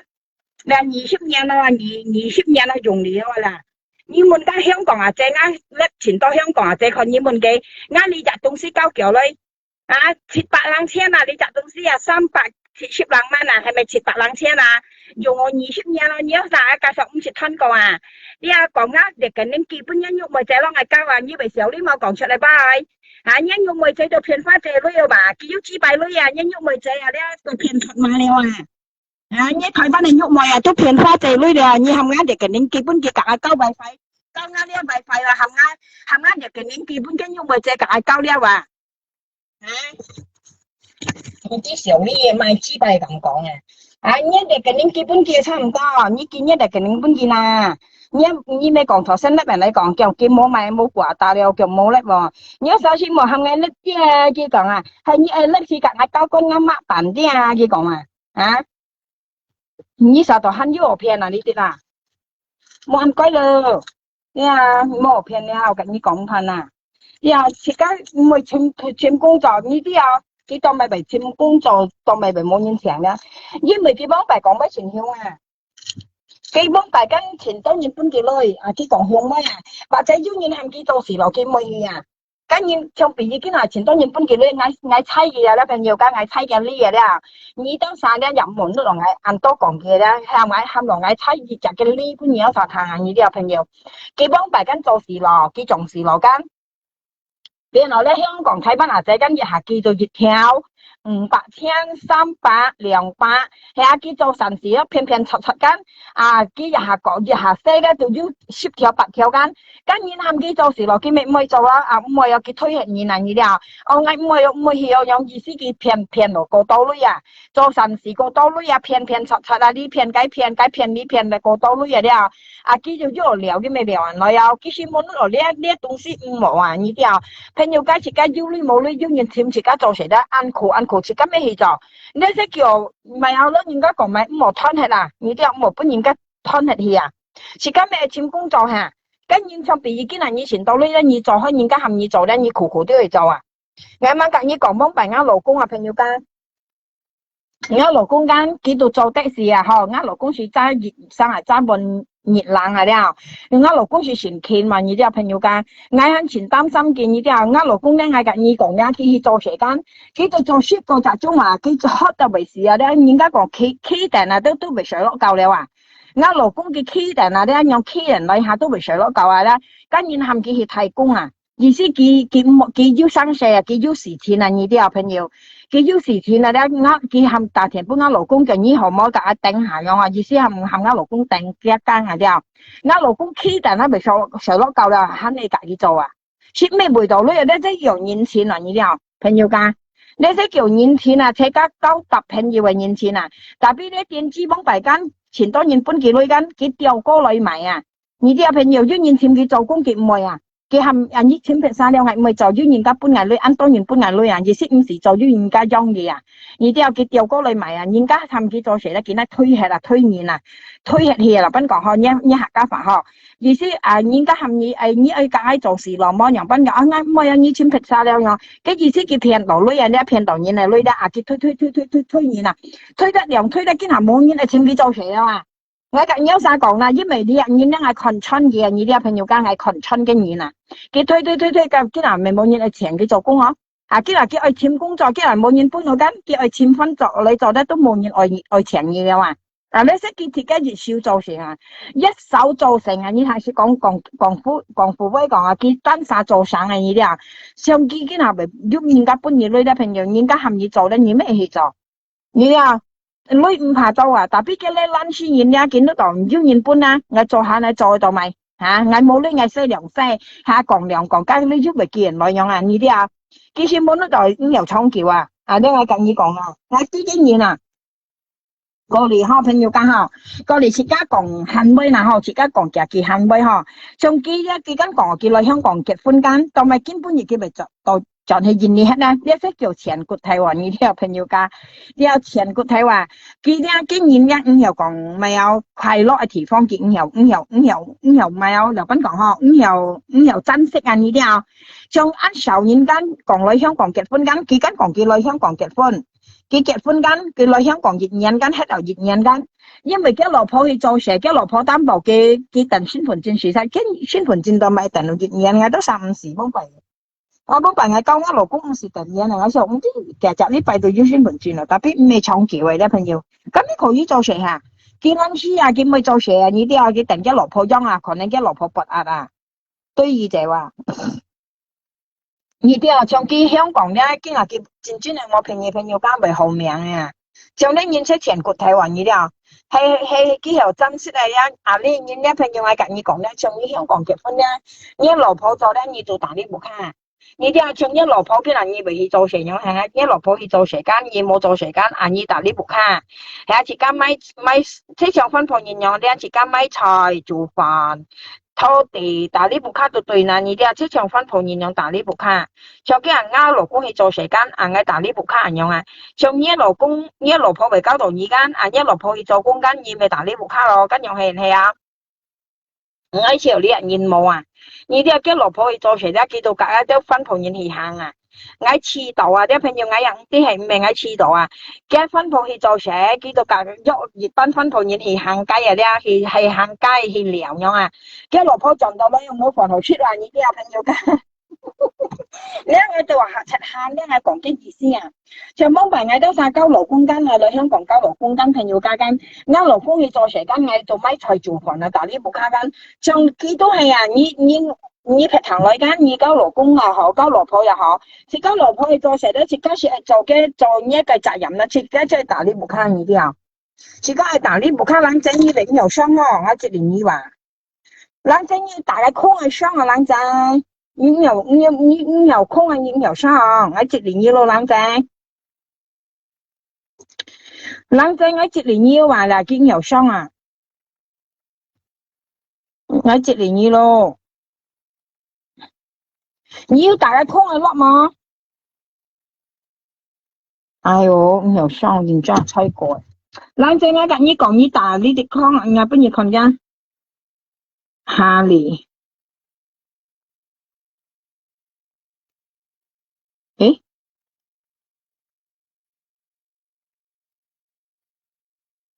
我落吞係咩？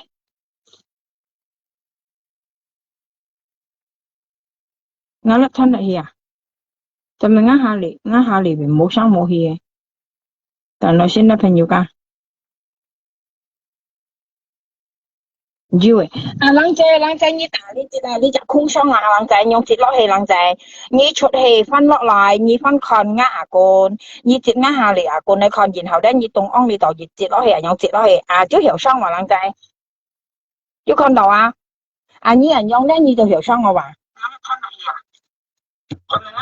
hà lì冇xong rồi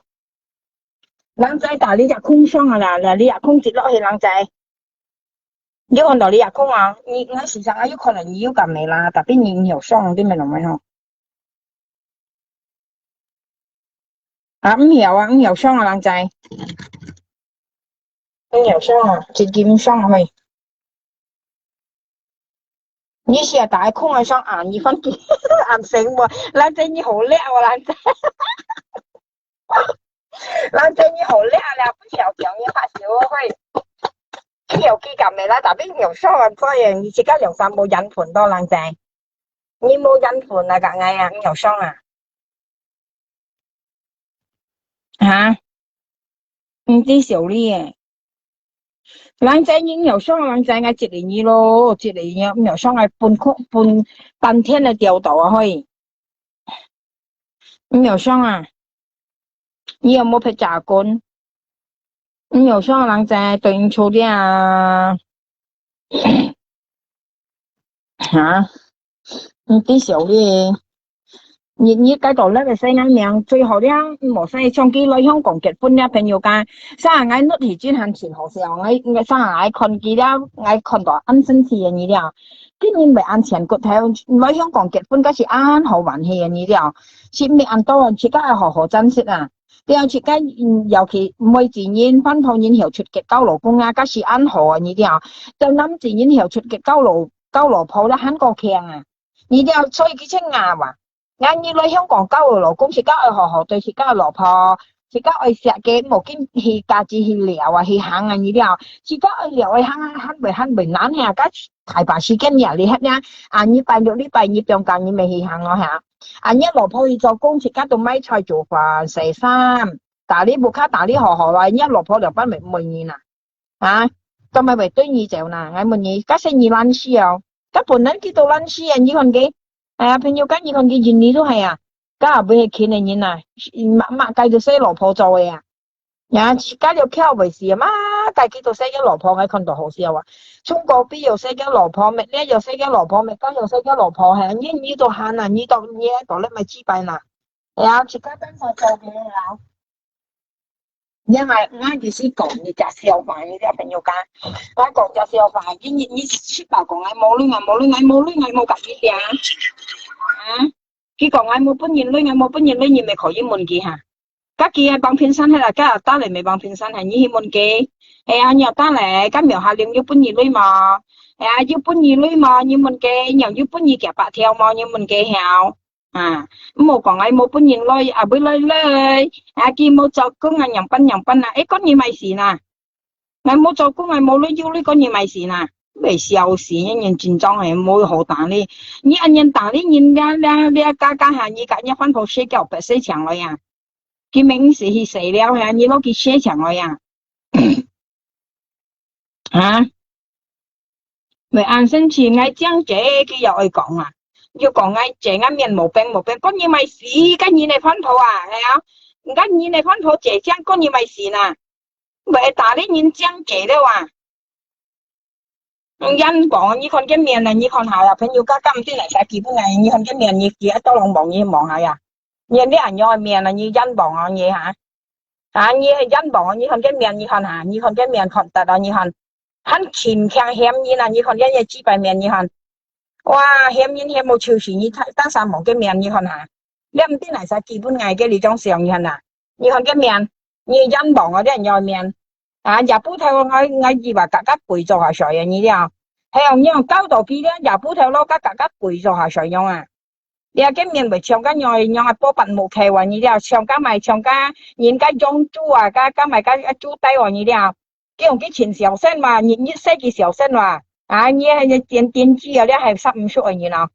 啊，人家講借到緊我個撥通用啊，人家嗰用係18都未過聽啊！啲小啲嘢，咁面借到點係講自家錢正哦？你上啲咪使基本嗌 hả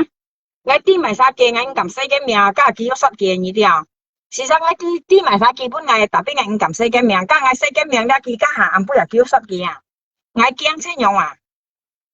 ngay是啲埋晒基本ngay啊，ngay是啲話你啲啊，ngay呢個係做朋友啊，ngay啲嘅啊，ngay啲埋晒嘅啊。頭先見嘛，阿花姐叫阿花姐雙腳甩掉腳啊，即刻加咪有，佢講阿花姐咪名嗬，佢講阿花姐講我前兩下，佢講阿花姐唔啲咪有，唔啲咪潮夫咪有啊，佢講花姐間。cái còn pha xong ra lớp đâu à các bà dạy tám hai mà pha trên một xong nhà lớp bà nhi hắn đây hẻo mũi tàu à cái hẻo mũi ở lớp ở đây mà các bà dạy tám à cái ông dịch liên lượng liên三bên cái như vậy bữa ngày tả nhiều cái còn cái ông tao mày pha trên xong à lớp như vậy hàm thì một xong cái còn à như tôi kiến gì pha trên một xong nhà lớp bao à nhưng mà bà dạy tám hắn kia đó các bà dạy tám hàm pha trên một xong nhà lớp à cái gì xí cái kia bị骗ra lối à hàm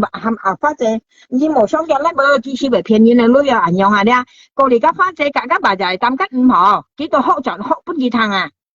phát chế hỗ kỳ thằng gì xí kiểu bà dạy tám hàng ngày một xong nhà lấy bà cái chút ôn sao cái hẻo mũi lấy mình nói mà kiểu dịch liên đường liên xong đến cái như bài tả nhiều kia còn cái là cái phát chế phá xong nhà lớp đâu kia còn anh hồ thằng phát chế phá xong nhà lớp đâu như sao tôi nhiều bộ phát chế tôi mà bị mới cả như cho phần nhiều kinh bữa nhà bị chạy hết đấy sẽ những buổi như dịch sang cả nhân sáng tả bộ bị phơi luôn cái mày hạ sĩ như cái nào như tả nhìn cắn phát chế chỉ mua hàm như tả như cắn tắm sai chim đâu lại tả cả bà dạy tắm lòng sai hai chỉ cũng là tả như cả phát chế còn như mẹ đầu sang xe phát chế tao lòng như ship theo như ai cầm thẻ kia cái nhìn mẹ cho đây cái sang xe muốn nhìn hàm như hay chim nhìn sáng tả như cái nào như tả nhìn cắn chim nhìn sáng tả cắn cái như tả sĩ như lại phải miệng phát chế cũng cắn cuối rồi kén mày sáng chạy cuối rồi hắn chạy cái hắn này nói bạn đây mà phát chạy đâu còn phát chạy mày đâu wow còn có phát chạy pha xong cả lớp đâu cái các bà dạy tắm hàm kim một xong nhà lớp bà các cô liền các phát chạy hậu cái thằng với người các phát chạy cả các bà dạy tắm các hộ cả mê pha xong chào gan các phát chạy chọn là xíu tôi hậu cái thằng cho gì chứ ngày xong nhà lớp các bà dạy tắm hàng ngày một xong wow cái chú ôn sạ lớp bạn đây mà cái hiểu mũi kiểu dịch liên lượng liên xăm đến cái gì bữa tả gì tao mấy như vậy hàm phát chạy một xong nhà lớp bà kia còn cái là cái cà phê chạy một lá kia còn phát chạy pha xong cả lớp đâu kia còn như còn kỳ đó kỳ bơi ngày hành kỳ thật chỉ các chỗ chạy như là hồ mô các bơi như còn cô như bóng bài cứ chán xì phát chạy mới xong nhà lớp cái là phát chạy mới cả như lời bóng nhiều còn phát chạy pha xong nhà lớp như bạn nhà lớp an hiông nhìn các pha xong nhà còn mấy còn đó ăn hồ tháng ăn hồ tháng nhớ mấy còn đó phát chạy pha xong nhà lớp phát chạy thích chán ở như nên như mình như sáng theo nhân sáng như cả những cái tà đồ sáng sẽ đấy như hàm gì kêu phải mì phải ship theo như hàm phát chế bún nhiều luôn cái nào như vậy tà gì như nào phải nhiều cái như còn phát chế hàm này hay phát chế sáng sẽ như kim mày kén mày sao mày kén ngay tôi kén ngay lột xí còn phát chế chảo thì muốn tao mày kiếm bún nhiều phát chế bị lì hơi gì đó bị kén đầu gì là cái gì cho sang này bà một lại như nào như thế nhưng một mặt lại như nào như ai con lấp như sẽ còn cho em như sẽ thiên các một con lấp như nào thôi mà những các nhiều phân tích đồng gì ngay chiều theo cả mấy con như chỉ dòng thằng ấy đầu tiên chứ ai mà phát triển chứ mày chi bài mền nó chứ mày ở bên miền nó chứ là như nó các phát triển kéo kéo sẽ kéo kéo tay kiểu mồi như các phát triển sẽ kéo ở bên là sẽ kéo chi kiểu hành mồi như bố mặt cái东西nhìn như hai hiểm nhìn nhà mẹ hỏi cả những thầu là mua hai này còn nhìn phải cả những thầu lấy thầu mua ai còn những phải sân dư lo bất nhìn theo xong có lẽ hắn dư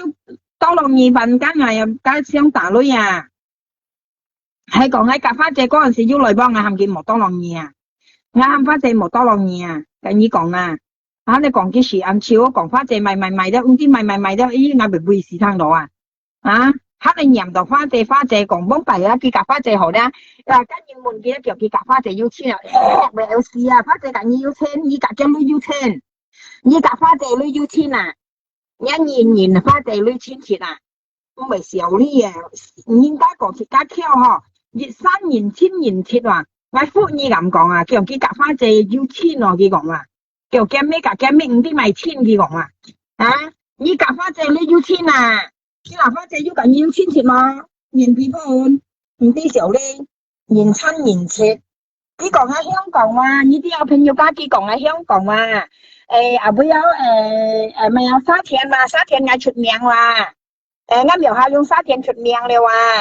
個你很要嘛，唔知俾三歲寶啊，我要出名哇，個你上歲我要出名哇，個你買屯門我要出名哇，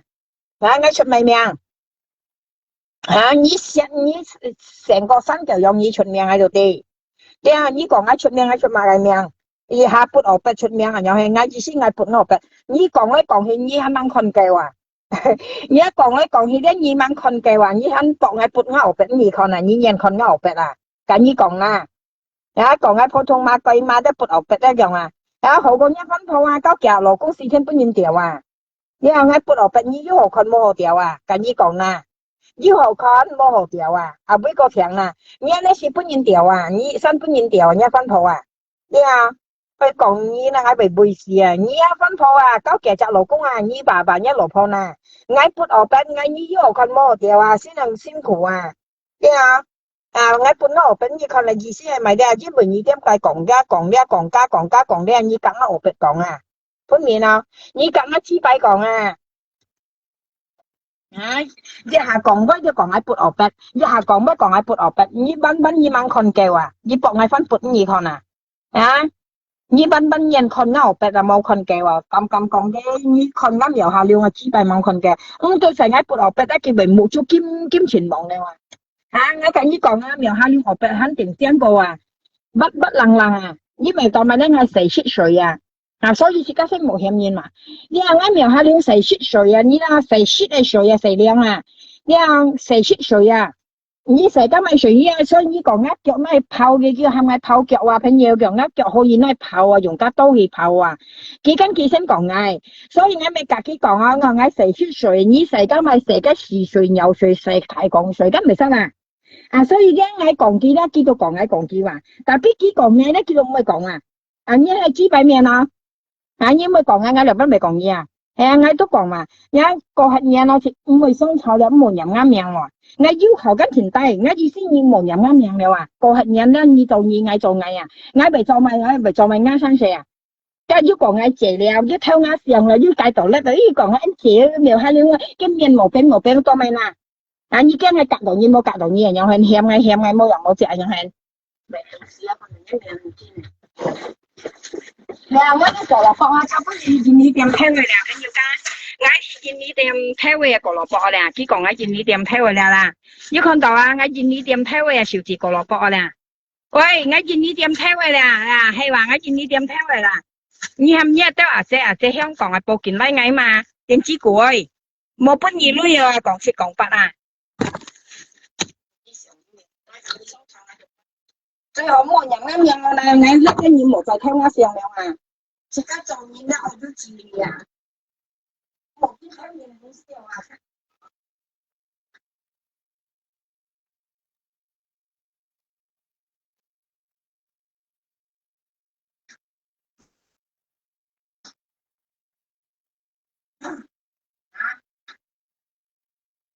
七個啦！切單手做出嚟，輕面做出嚟，我就笑死聽到啊！佢切家做出嚟，輕面做出啊！切家做出嚟，肯定輕面做出，切家騙出嚟，輕面騙出啊！係啊，做呢樣咁講啊，你記唔記得有小呢啊？佢單手做出咧，叫做輕面做出啊！佢單手騙出嘅輕面騙出啊！你講家村員區挑格同咧，咪咧話。佢做咪經下佢咪驚我村員區嘅本業間難等嘅下，一分年俾講難等佢間朋友家，家村員區設計本業間難等佢下，湊佢阿輩而間，佢做咪咁撳氣兒咧，朋友家咪近意講，經下佢冇喐咪架槍啊，佢講白佢做咪撳氣兒村員區啦，因為要喐咪架槍夾花姐啊，經下冇喐咪冇牙槍冇花姐，佢咁撳氣兒啊。撳都撳啊！你幫拜撳二，到咪叫人應撳啦，到咪計唔開度先啦。你按提啖幫拜你撳去簽村人會殺國間，叫人到咪應撳啦。到咪按硬啦，所以你冇牙槍，冇喐咪，冇花姐，你唔撳啊。你阿幫拜你撳間，因為要牙花姐，要牙槍，要喐咪啊，要應撳你綁腰啊。咁你講啦，點啫？咁撳到唔撳啊？使咪先？幫拜要人喐咪，要牙槍，要花姐，你咪撳去簽啊，村人會下。既然你吃了放胆就放起亲的咯啊các con lại bệnh nhân nước ngoài cũng nhiều phân tích nhất đồng xuyên này giả khó đầu tiêu tiêu cái là như mua nhục mồi à mua à thiang à mua à cái sao mèo mua à chuyên nhân à cái sao mèo à pha chè à như cảm thấy chim cái như bất nhân tả sĩ sĩ bất nhiên à tôi yêu à nó lại như còn là à như cảm thấy chim chuyên nhân phải như bất chuyên nhân phải tả sĩ sĩ nha cái là như mua nhục mồi à thiang à pha chè à như cảm thấy chim chuyên nhân phải như bóng phải như đồng cung phố ra à thiang bún đỏ两条啊bún gì à các à thiang à bữa lấy bún gì lấy à thiang bún gì两条các à sai lấy các xây pha chè lấy à thấy không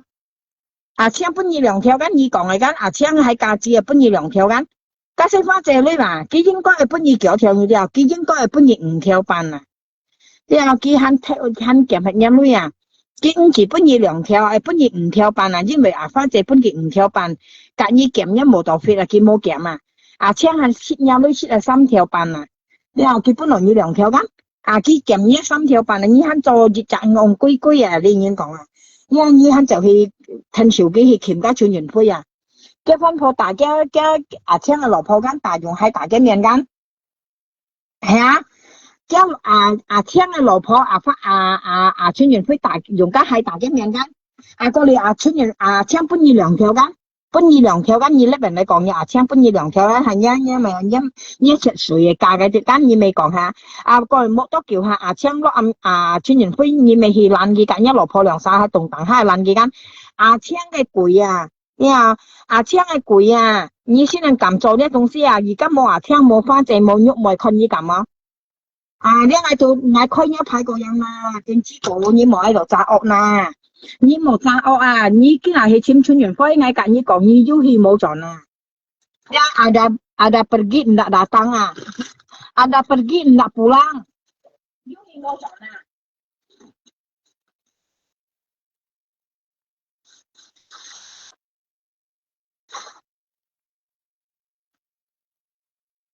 à hắn chỉ có ôi những cái màn tao à日本專業飛你啊講啱老公叫啱老公揸的士啊叫嗌的士度喺度執落嘢嚟兼小額咧話啊你講嘢支幣啊我老公執嘢兼小額我老公猛食執落嘢嚟東西啊我老公嘅朋友咧揸車啊朋友家佢執落嘢嚟嗰啲咪有田化嘅拉車管啊你就唔會搣到事啊你冇講到我老公ăn細啊我老公冇細呢東西啊你講你講啦你冇試身來一杯啊講來啊我老公係冇ăn細啊你們冷仔你可以們冷仔別啥打天啊你看你們給我老公人為剛翹嘅人嘛我老公啊咧熱跳床通到時不空啊呀我老公人咧嘅熱跳床啊咧嘅床啊咧又嘅圍喺度咧通啊嘅時不空啊佢咪跳你樣剛翹偏擦啊咧你偏改偏你頭改頭我老公冇咧生成咁你講啦我老公係攞出現啊話講我老公揸的士執落嘢嚟兼壓咧用執落嘢嚟銀包咧唔知執落埋當以為啲咪識咁你講以為啲人多哇佢成個識先有啊破肺煙講肺煙嘛介紹講到啊講我間腰啊啲啊提點姐講我間腰啊女啊咁冇錢齊雞度破肺煙啊啲啊講我間腰啊女啊咁冇呢度不然講咧呢度錢喺度4年啊4又間腰將間腰賣到係啲啊騙花姐女4下嘅你ăn cảm你冇用啊trời你單衫咧邊女講嘅啊你用你cả千條花騙花姐女ăn呀叫花姐cái tà thiến nhiệm một thằng cái thiền pháp một thằng cái tà bất nhiệm một thằng đây là sao còn đến nhung mới còn nhi à hàm phát trên một khe nhất thiền pháp thì như thế nặng ngã sang bên nhà thì bảo ngã bệnh tí như nặng ngã miểu hao liêu ngã sang bên nhà cái nhung mới gắn nhưng thì tôi đã ăn phải là tôi nhìn là đi như ai cảm được như sắp gì bảo như tôi mày tiền ngã sang là sắp nhìn à cái sao đó cái ăn kèng ăn bưởi ha nặng ngã sang là sắp nhung mồi ha hả cái nhung mày vẫn còn phát ra cái còn cái tàu thiến như một khe cái tàu bất nhiệm một khe một thằng bông bảy chỉ các mình một to lòng cổ kỳ còn to lòng cổ kỳ chuyện nhìn họ cái tàu bất nhiệm một khe tôi may vậy phát ra 10 khe nhất thiện phải các sách nhung mày hàm kim một khe 啲啊睇電視咯，要頭我西麼啊花姐到咪唔係看一看法啊，喐唔係含見冇看啊，你大田搬花姐冇看一看法含喐唔係含見冇看啊，但你講啦電視個，我咪要呢個嘅聲啊，佢根本你講啊，叫我博佢隔緊喐唔係相臭啊，啊你人樣講咧，我咪幫你聽下。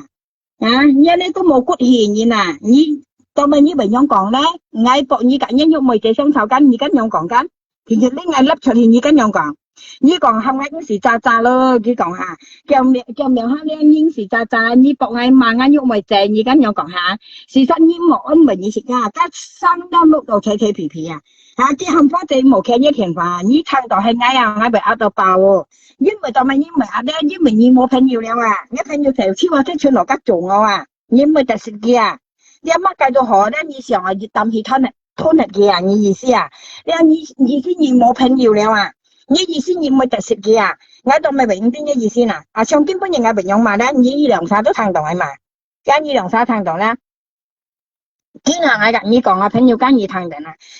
今下咧冇現家講嘅，跟現錢咧教女咧，跟現錢咧過千，定係教女過千，女過千啊！對啊，女過千啊！像呢人有人咧，唔係使去跟你做朋友。跟你下都講女啊，下都跟你講女啊，跟你做朋友咧做到跳難很顯難呢啲啊，你下跟你講女，家冇家要跟人家講，啊，人家會跟你傾天反正你樣品都達到女啊，咪生未驚，幫你又唔明，唔係幫你又唔明，幫係兒女又唔明，啊，幫你又唔明，啊，啊，俾做女朋友。你講啊，一杯講啊，得花眼睛都冇用啊，鄧建冷啊，因為當咪咧，你下都講女啊，你隔人做朋友下都講女啊，加咗講你冇了，加屙你難了下，啊你冇你買加冇你用啊下，啊你係唔應該兩班難啊乜嘢，本嚟兒女又難，唔係本兒又難，啊咪使隔你做朋友，你喺度隔你講啊，點知個？你啊，買衫咪不落結嘢，挨到不落結啊！我同你講啊，要結婚挨到幫你咯，結果挨幫佢啊，你去蒲佢啦話，要認到佢啊，你學教咧啦，你不冇再講啦。你啊，你講嘢你識講嘢話，你啲挨幫你話你蒲挨到未啦？啊，你愛講嘢，你留翻嚟講嘢啊！你啊，你講挨蒲你間，挨認到你蒲你間，跟你蒲挨又兩班講啦，啊，你別生簡單啱得嘛，啊六挨都兩班講啦。所以再咧冇講嘢聽樣話，最後咧見下個客人咯嚇，啊你冇點飲啱命啦話，你啲啊自家做嘢要注意啊，冇經驗嘢嚟命啦話，你冇得落啱命下兩講不撇個咧，我前多嘅東西我先講做病定係困擾班啊，啲時候呢啊，啲啊欠嗌羅嗰嘢咪事呐，嗌借嗰嘢咪事呐，誒乜嗌要冚意頭嗌要冚意裝嗌做係交嘢人又係唔欠七欠八，啊啲時候呢嘢講嘢都冇就鏡啊。ngay lò trẻ có như mày xì nà hè mà nà ngã miệng bởi mổ bê ngã bởi bọt làn ba bởi bọt cổ la bởi có như mày xì nà như em nhìn tao mày nà cái như là lò phô à nhàng tí xỉu đi như là còn ngay hiếu còn hết là nhộng ban là ngay hết xôi hiếu còn đâu à như lối hết nào hay còn như hết hiếu còn bao nhiêu hết xôi hết hiên tàu à như hết hiếu còn hết là hiên đang như mày hết là dịch nhân có nhìn tôi trẻ luôn呀，你到香港喺度熱人不認對就嘢啦，喺要知嘅你批片人，啊，我喺度30幾人，30兩人咯，我你冇可能不認對就，咪晒喺水香港啲啲話，啊，你等冇人啱樣噶嘛，呀，冇得人啱樣噶嘛，你知啊，想考。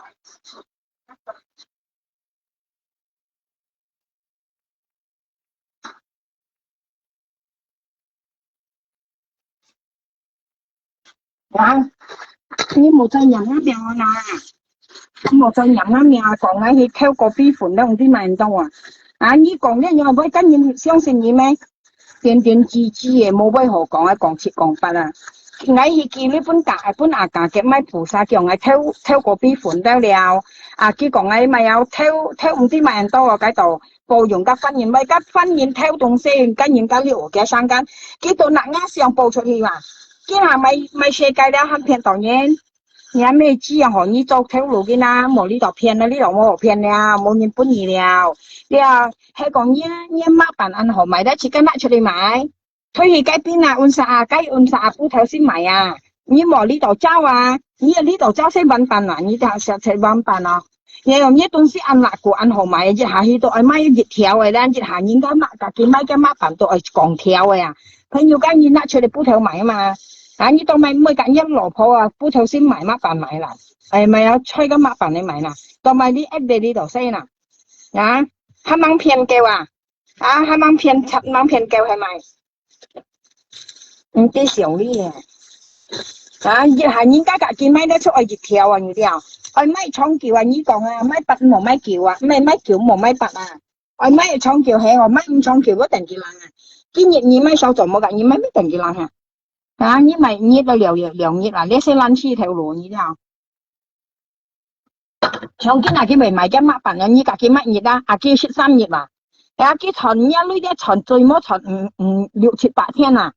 佢本年佢買咗咪有嘅材料啊？一件米飯嚟講啊！阿呢已經講材料啊，買嘅咪有買嘅按鐘啊，嘅買嘅糖啊。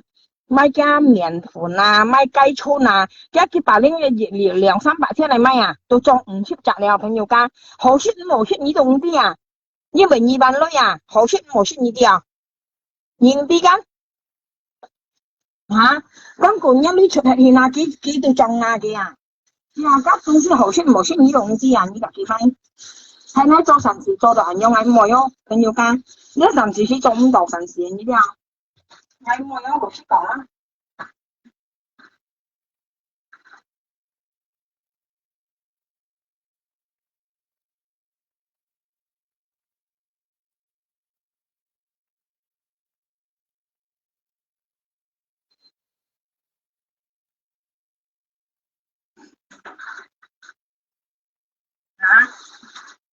tôi còn ngày một có nhìn luôn ngày một có nhìn nó như mình muốn điệp vào cái bằng phim san hết đấy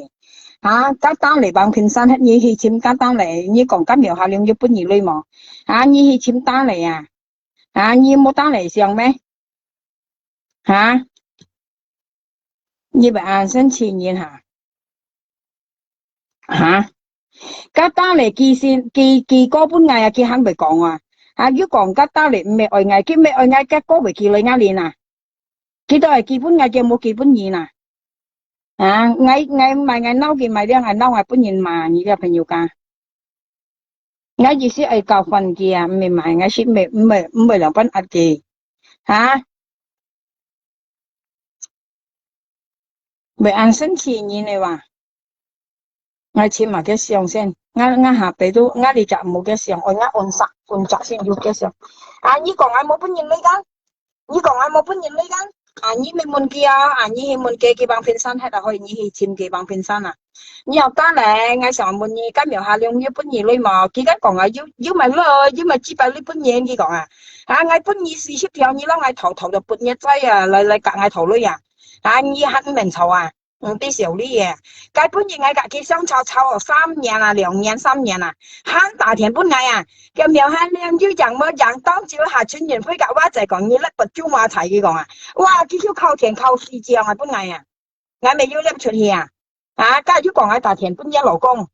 要問啲小啲一理家人問啲咪嚴重，慳係類似藝話，我咪要甩出去hắn lại còn nhìn大田本kia hắn lại còn喺大田本kia hắn còn là bây giờ như thằng vậy人家講再冇火錯你啲他自家本人家罵了本人家罵6、7年佢hắn喺大田本藝hắn講要人冇人聊下了你講當照下咧村人推夾話就係講要甩個中馬齊依個過嚟佢大本嘢咧，佢要加市場你睇人市場可以看面你啲佢大市場看緊面的話假如講喺大田本嘅勞工nhà咩知樣好一戰爭唔啲少啲你班嘢你又叫啦啦冇再飲啱面啦你啲冇再飲啱面下量我今日買嚟你咧215時講要甩俾買盡嚟5時有啦ngay về còn cái nhục mày mà cái nhưng sử dụng liệu ngã sang lại mà cái nhị trang ngã trời lại mà cái nhục mày nhị phải nhìn nhị phải xem con À, như muốn kia là ngay cả như có như muốn kia là lia bằng thiên san là ta lại à cái như muốn kia nhiều mèo hà liêm giúp bún gì lôi mà cái kỹ tôi phải cả như còn như cái còn ngay bún mày lôi bún kẹp bạc theo bún mày lôi cái như cái nhau còn cái như tôi hình muốn kia cái như san cái giống thì bằng thiên san cái mới tao dặn như chim cái bằng thiên san hết như muốn kia ngay giúp bún kia lôi mà giúp họ chỉ cái ao ăn tốt tao mày nè có時候多班係朋友間，日見都聊天了以後依簽嘅你問嘅一般嘅女冇咗話，以前我都冇搬到嘅啲朋友聊下你我都冇搬到嘅唔甘人因同喺中啲嘢大家認為按用按咪有按快閃乾假使快閃乾你收晒啲嘢啲頭先大家傳完飛看今日嚟下事啲今日咪變色變到前惡變到前快閃乾如果講佢咪叫家傳完飛有腳咪架佢崩沙定佢時日佢都唔知買人多因為你架傳完飛頭女架佢離斜你頭女因為唔識講國語應該咪搬嘢呢分鋪前都搬都冇事咯學含你崩沙咧佢講家傳完飛話含佢崩沙咪架佢崩一傳完飛時日都唔知咪你架離斜你頭女你架離斜你頭女300、500架離斜你架愛講你叫按叫咯唔要2-3年咯你架離斜你架愛講以前係大田撈嘅頭女300、500要講買嘅冇到買嘅冇到嘅計買買嘅冇到嘅按中計買計錢那架離斜你頭500架要講買牙機要講買牙機要架佢頭架離斜你轉完飛愛錢離斜你你唔好緊講哇含佢崩沙佢全講轉完飛含佢崩沙你話含佢崩下沙用佢就全講咪叫佢做啲嗌咪叫佢佢講頭先佢甩明你講做啲叫咪叫家轉完飛話含佢崩沙你苦到嗰陣時你架嘅愛錢離斜你頭咯你咪講那就聽住翻我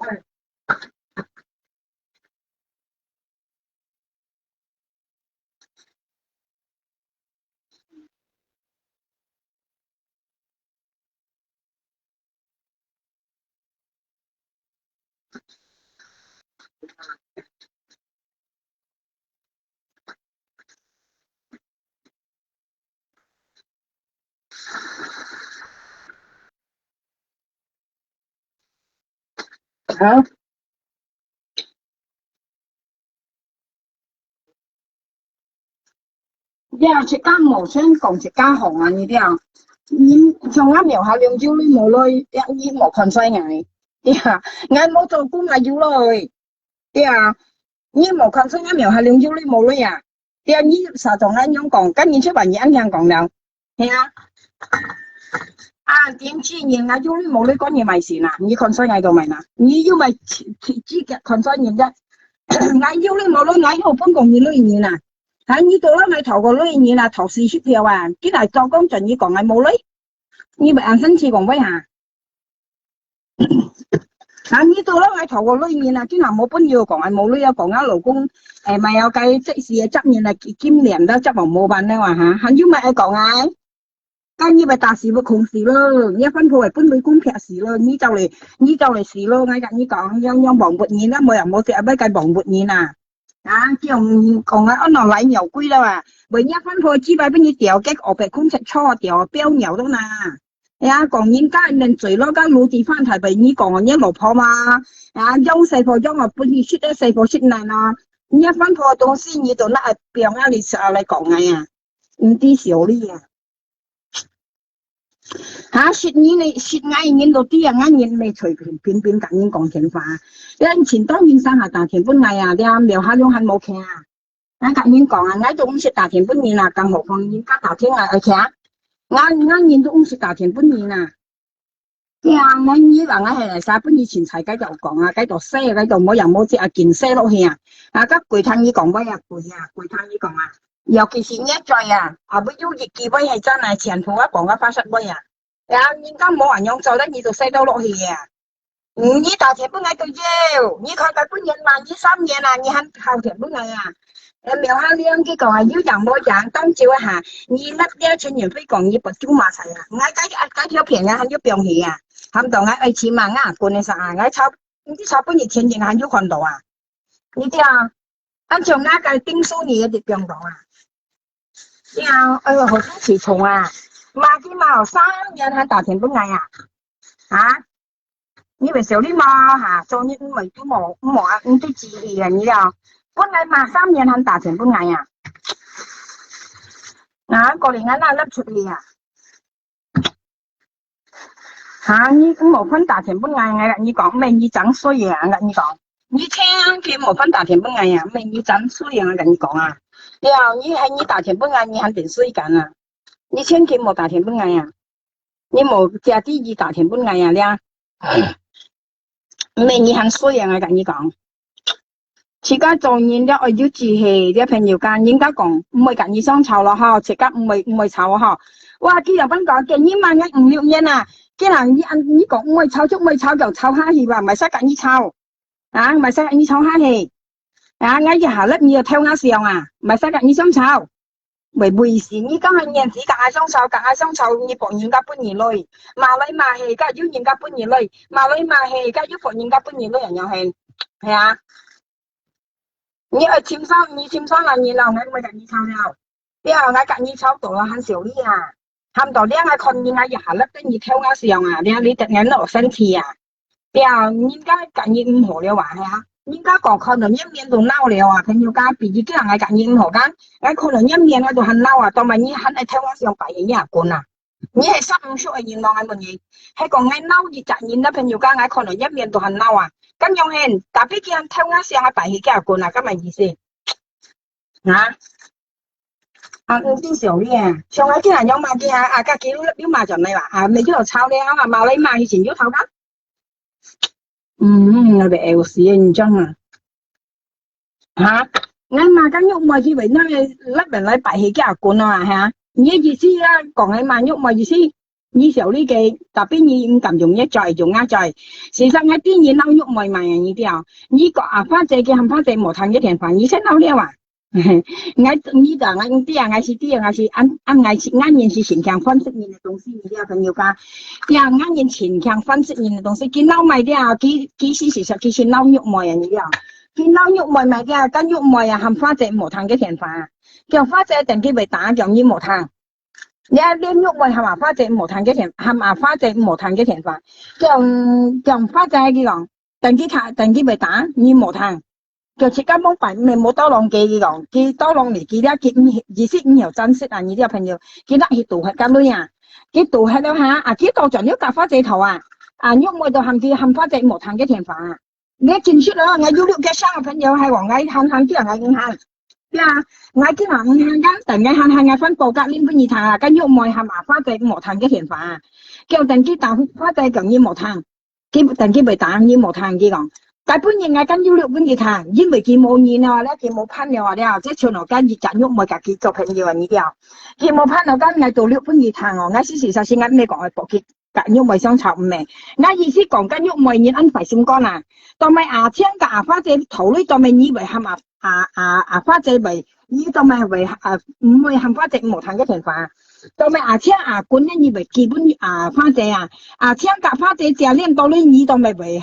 花姐青大半花姐當咪以為冇冚花姐冇談青嘅情況，當咪幾大半花姐咧你冚結冇談啊，咪啲你爭青咪爭氣咯。呀，佢咪啱苦下，當咪佢夾花姐頭呢度人以為冚花姐冇談嘅田飯啦。啱意思緊講本地攤看見洋班啦，佢翻咪調翻轉頭講嗌話，叫嗌博佢夾緊喐咪這雙炒啊，嗌博佢夾緊喐咪這雙炒得唔知賣多啊。佢講一樣嗌乜根本嘢你當咪為了啱上標出去啦。一意思係咪啦？嚇，哦，你知道啊，買生費買生好了嚇，知道了嚇，知道踢詞咯。啲人呢啲埋生費埋生好了㗎，所以呢表啱生出去bằng hem嘅，呢意思本嘅啲下第二時啊，香港已經講第二時，因客家話嚟溫講，第二時啊，洋賓啲人呢本苗下兩講嘢，洋賓啊，呢為顯示啊，實質佢為顯示，佢博五特啱樣講緊喐咪騙花仔呢，佢博五特啊，呢啲有朋友㗎，佢意思佢要何咪有新聞做要笑緊喐咪啊，意思講佢騙花仔呢樣係西人呢啲啊，佢新聞做為顯示啊，呢啲啊。係冇有生有困難嘅人咧，唔分面啊！我是啲話，因為我是啲嘅意思話， tao mày chém gì mày còn cái偏偏còn nhúc mày cái theo phiền nè cái tao mày bỏ nhúc mày cái kiệt nè cái mày bỏ chém cái kiệt nè nhưng mà chém gì mi hết cái cảm mày chém gì cái như con gì bữa nào chém chém gì ngay cả như còn cái kia bây giờ nhìn mẫu tạm mày nghe mẫu hát lò nè ngay cả như còn chơi đi oi còn ai tàn nhiên như con cái gì tao cầm tạm nó theo nó tạm mày cái gì không cái chơi đi oi chơi đi kia kia của nè sự ra cái kém gì nè cái kém xì gì nè liền gì nè theo kém xì mẫu tạm quỷ đi nhìn còn mẫu tạm quỷ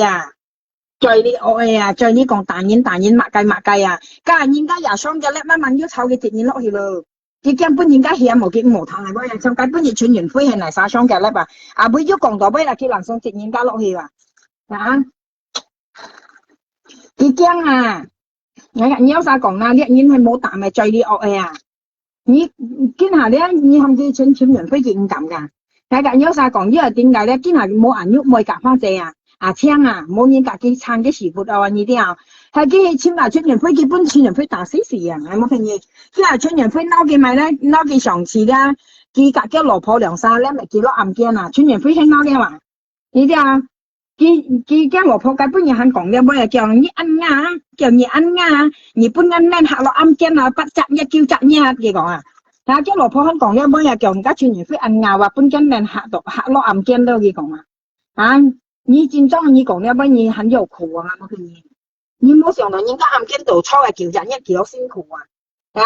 所以家出年飛嘅佢當咪被人撈嘅啦佢似抽英皇金你應講我5年一年5年按身處學朋友家學人家講掹盤身要除你人去未話朋友家上一是按限嘅東西你啲你用再講嚟講去上一是按限嘅東西話除非偏差上間用咪㗎聽用偏差家就要除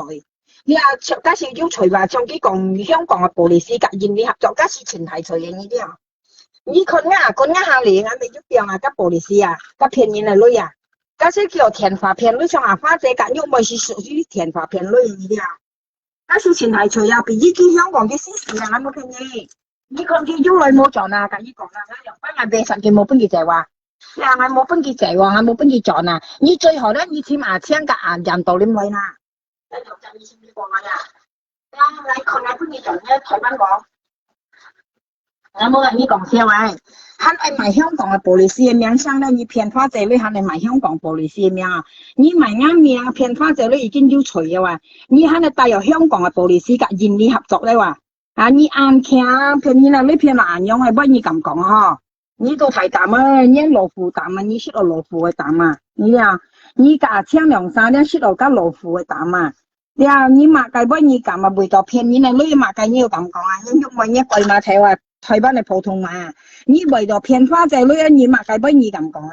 事實聽咗班藝術講很多嚟所圖書係講很多見率啦最後咧冚家產掉嘢咩冚家產屌你老母冚家產仆街冚家產冇再飲啱命記得啦啲冇再飲啱命ngay粒你冇再偷啱上我啲冇再偷啱苗下量嘅上冇再蒲ngay了冇再飲ngay啦命冇講啱苗下量將這唔關你事我將又好這又好唔關你事你我命一嚟晒我將又好這又好唔關你事我要你嚟分鋪你知你打呢行一冇看見到好咁冇經講啱苗下量將這我面冇病喺香港陽光公司有我老公冇向我掟你咪啥你向我度咪我又冇學向我ăn chị như ơi ngay mà như mình ngay ngay cắm như thọ dòng mò tao mới như vậy xem như chị nè nó thấy đến chị chỉ có phân phô lộ cho chị hay không có như là lộ phân phô có hắn hà xem các số sản tỷ thân lộ số sản tỷ thân lộ kia hắn香港hết độ你lộ phô gì đi hết độ你xem nhiên chào hà kiang你只個就下鏡嘅你佢攞嘅喺香港喺度你只個愛用上我唱呢險應該好笑唱我用我被借被攞嗰你仔事被笑事被險你嚟分鋪借真錢嘅險你嚟分鋪借啦唔知咪我冇言語家要講奶牛龜有你又俾撐奶牛龜係咪沙安嘅奶牛龜mà anh識叫奶牛龜嘅撐都冇撐過了噃你咧先見博抗你咧講價不樣見支咪知拜又講到啊，一件之故啊。家要講嘅，我老公的士執年嘅小額咧，又兼小額咧，阿妹吉冇地，呢趟係沙講，經驗傾出來，阿妹應緊呢講，咪沙格呢講，經驗呢傾出來，更加講，香港阿姐阿妹揸，我老公執落嘅小額阿妹執年，冚機去報件來，我老公啊點知嘢度粒西買西嘢咩知啊西，西嘢冚家產啊，嘢咩不然掉啊掉冇辦法咗我嘢啊，冚家產啊嘢啊，一仆街冚家產啊！我要看講你仆街冚家產，但邊你冇看講我仆街冚家產啊！你又因為我冇識到嘢，你冇用啊，嘢你講我乜嘢都冇用啊，定幾冷啊！你又唱我萬嘢都要用，你又嘢咧仆街冚家產唔定然好啊，識你你用啊，你係咪講廢嘢啊？你又嘢咧真正係仆街冚家產啊！你啲啊，係咪贏啊命啊？你呢街度下粒都瞄下兩，所以我兩個買。喺先你隔意很好啊，隔意講啊，你最好冇先見得啱命，見西啱命嚇。我甩咧要冇人，但我甩冇偷我上我話，你啊條嘢咩？我切落嘢間嘢咧，我漸漸要銀冇租啊，嘢咩我都搬攰推啊，現一計切落嘢啊，嘢咩知啊冇啊，我切落嘢冇夾殺啊，你知啊？嚇咁油攞你啊，條嘢咩冇啊？佢都搬得攰啲人啊！我講嘢都biết người nhắm nhắm nhắm như này có đồng nhắm nhắm mà nhắm không cho ngay lắp kia này kém ngã sườn đấyว่ะkém ngã sườn bảy hi cái cuốn đấyว่ะ啲小呢咧仆街冚家產嚟啦咧仆街冚家產啊妹就阿姐咁呢講啊老公一模呢小一模呢填華冇辦啊妹嘅阿姐冚呢講呢冚佢 key 出嚟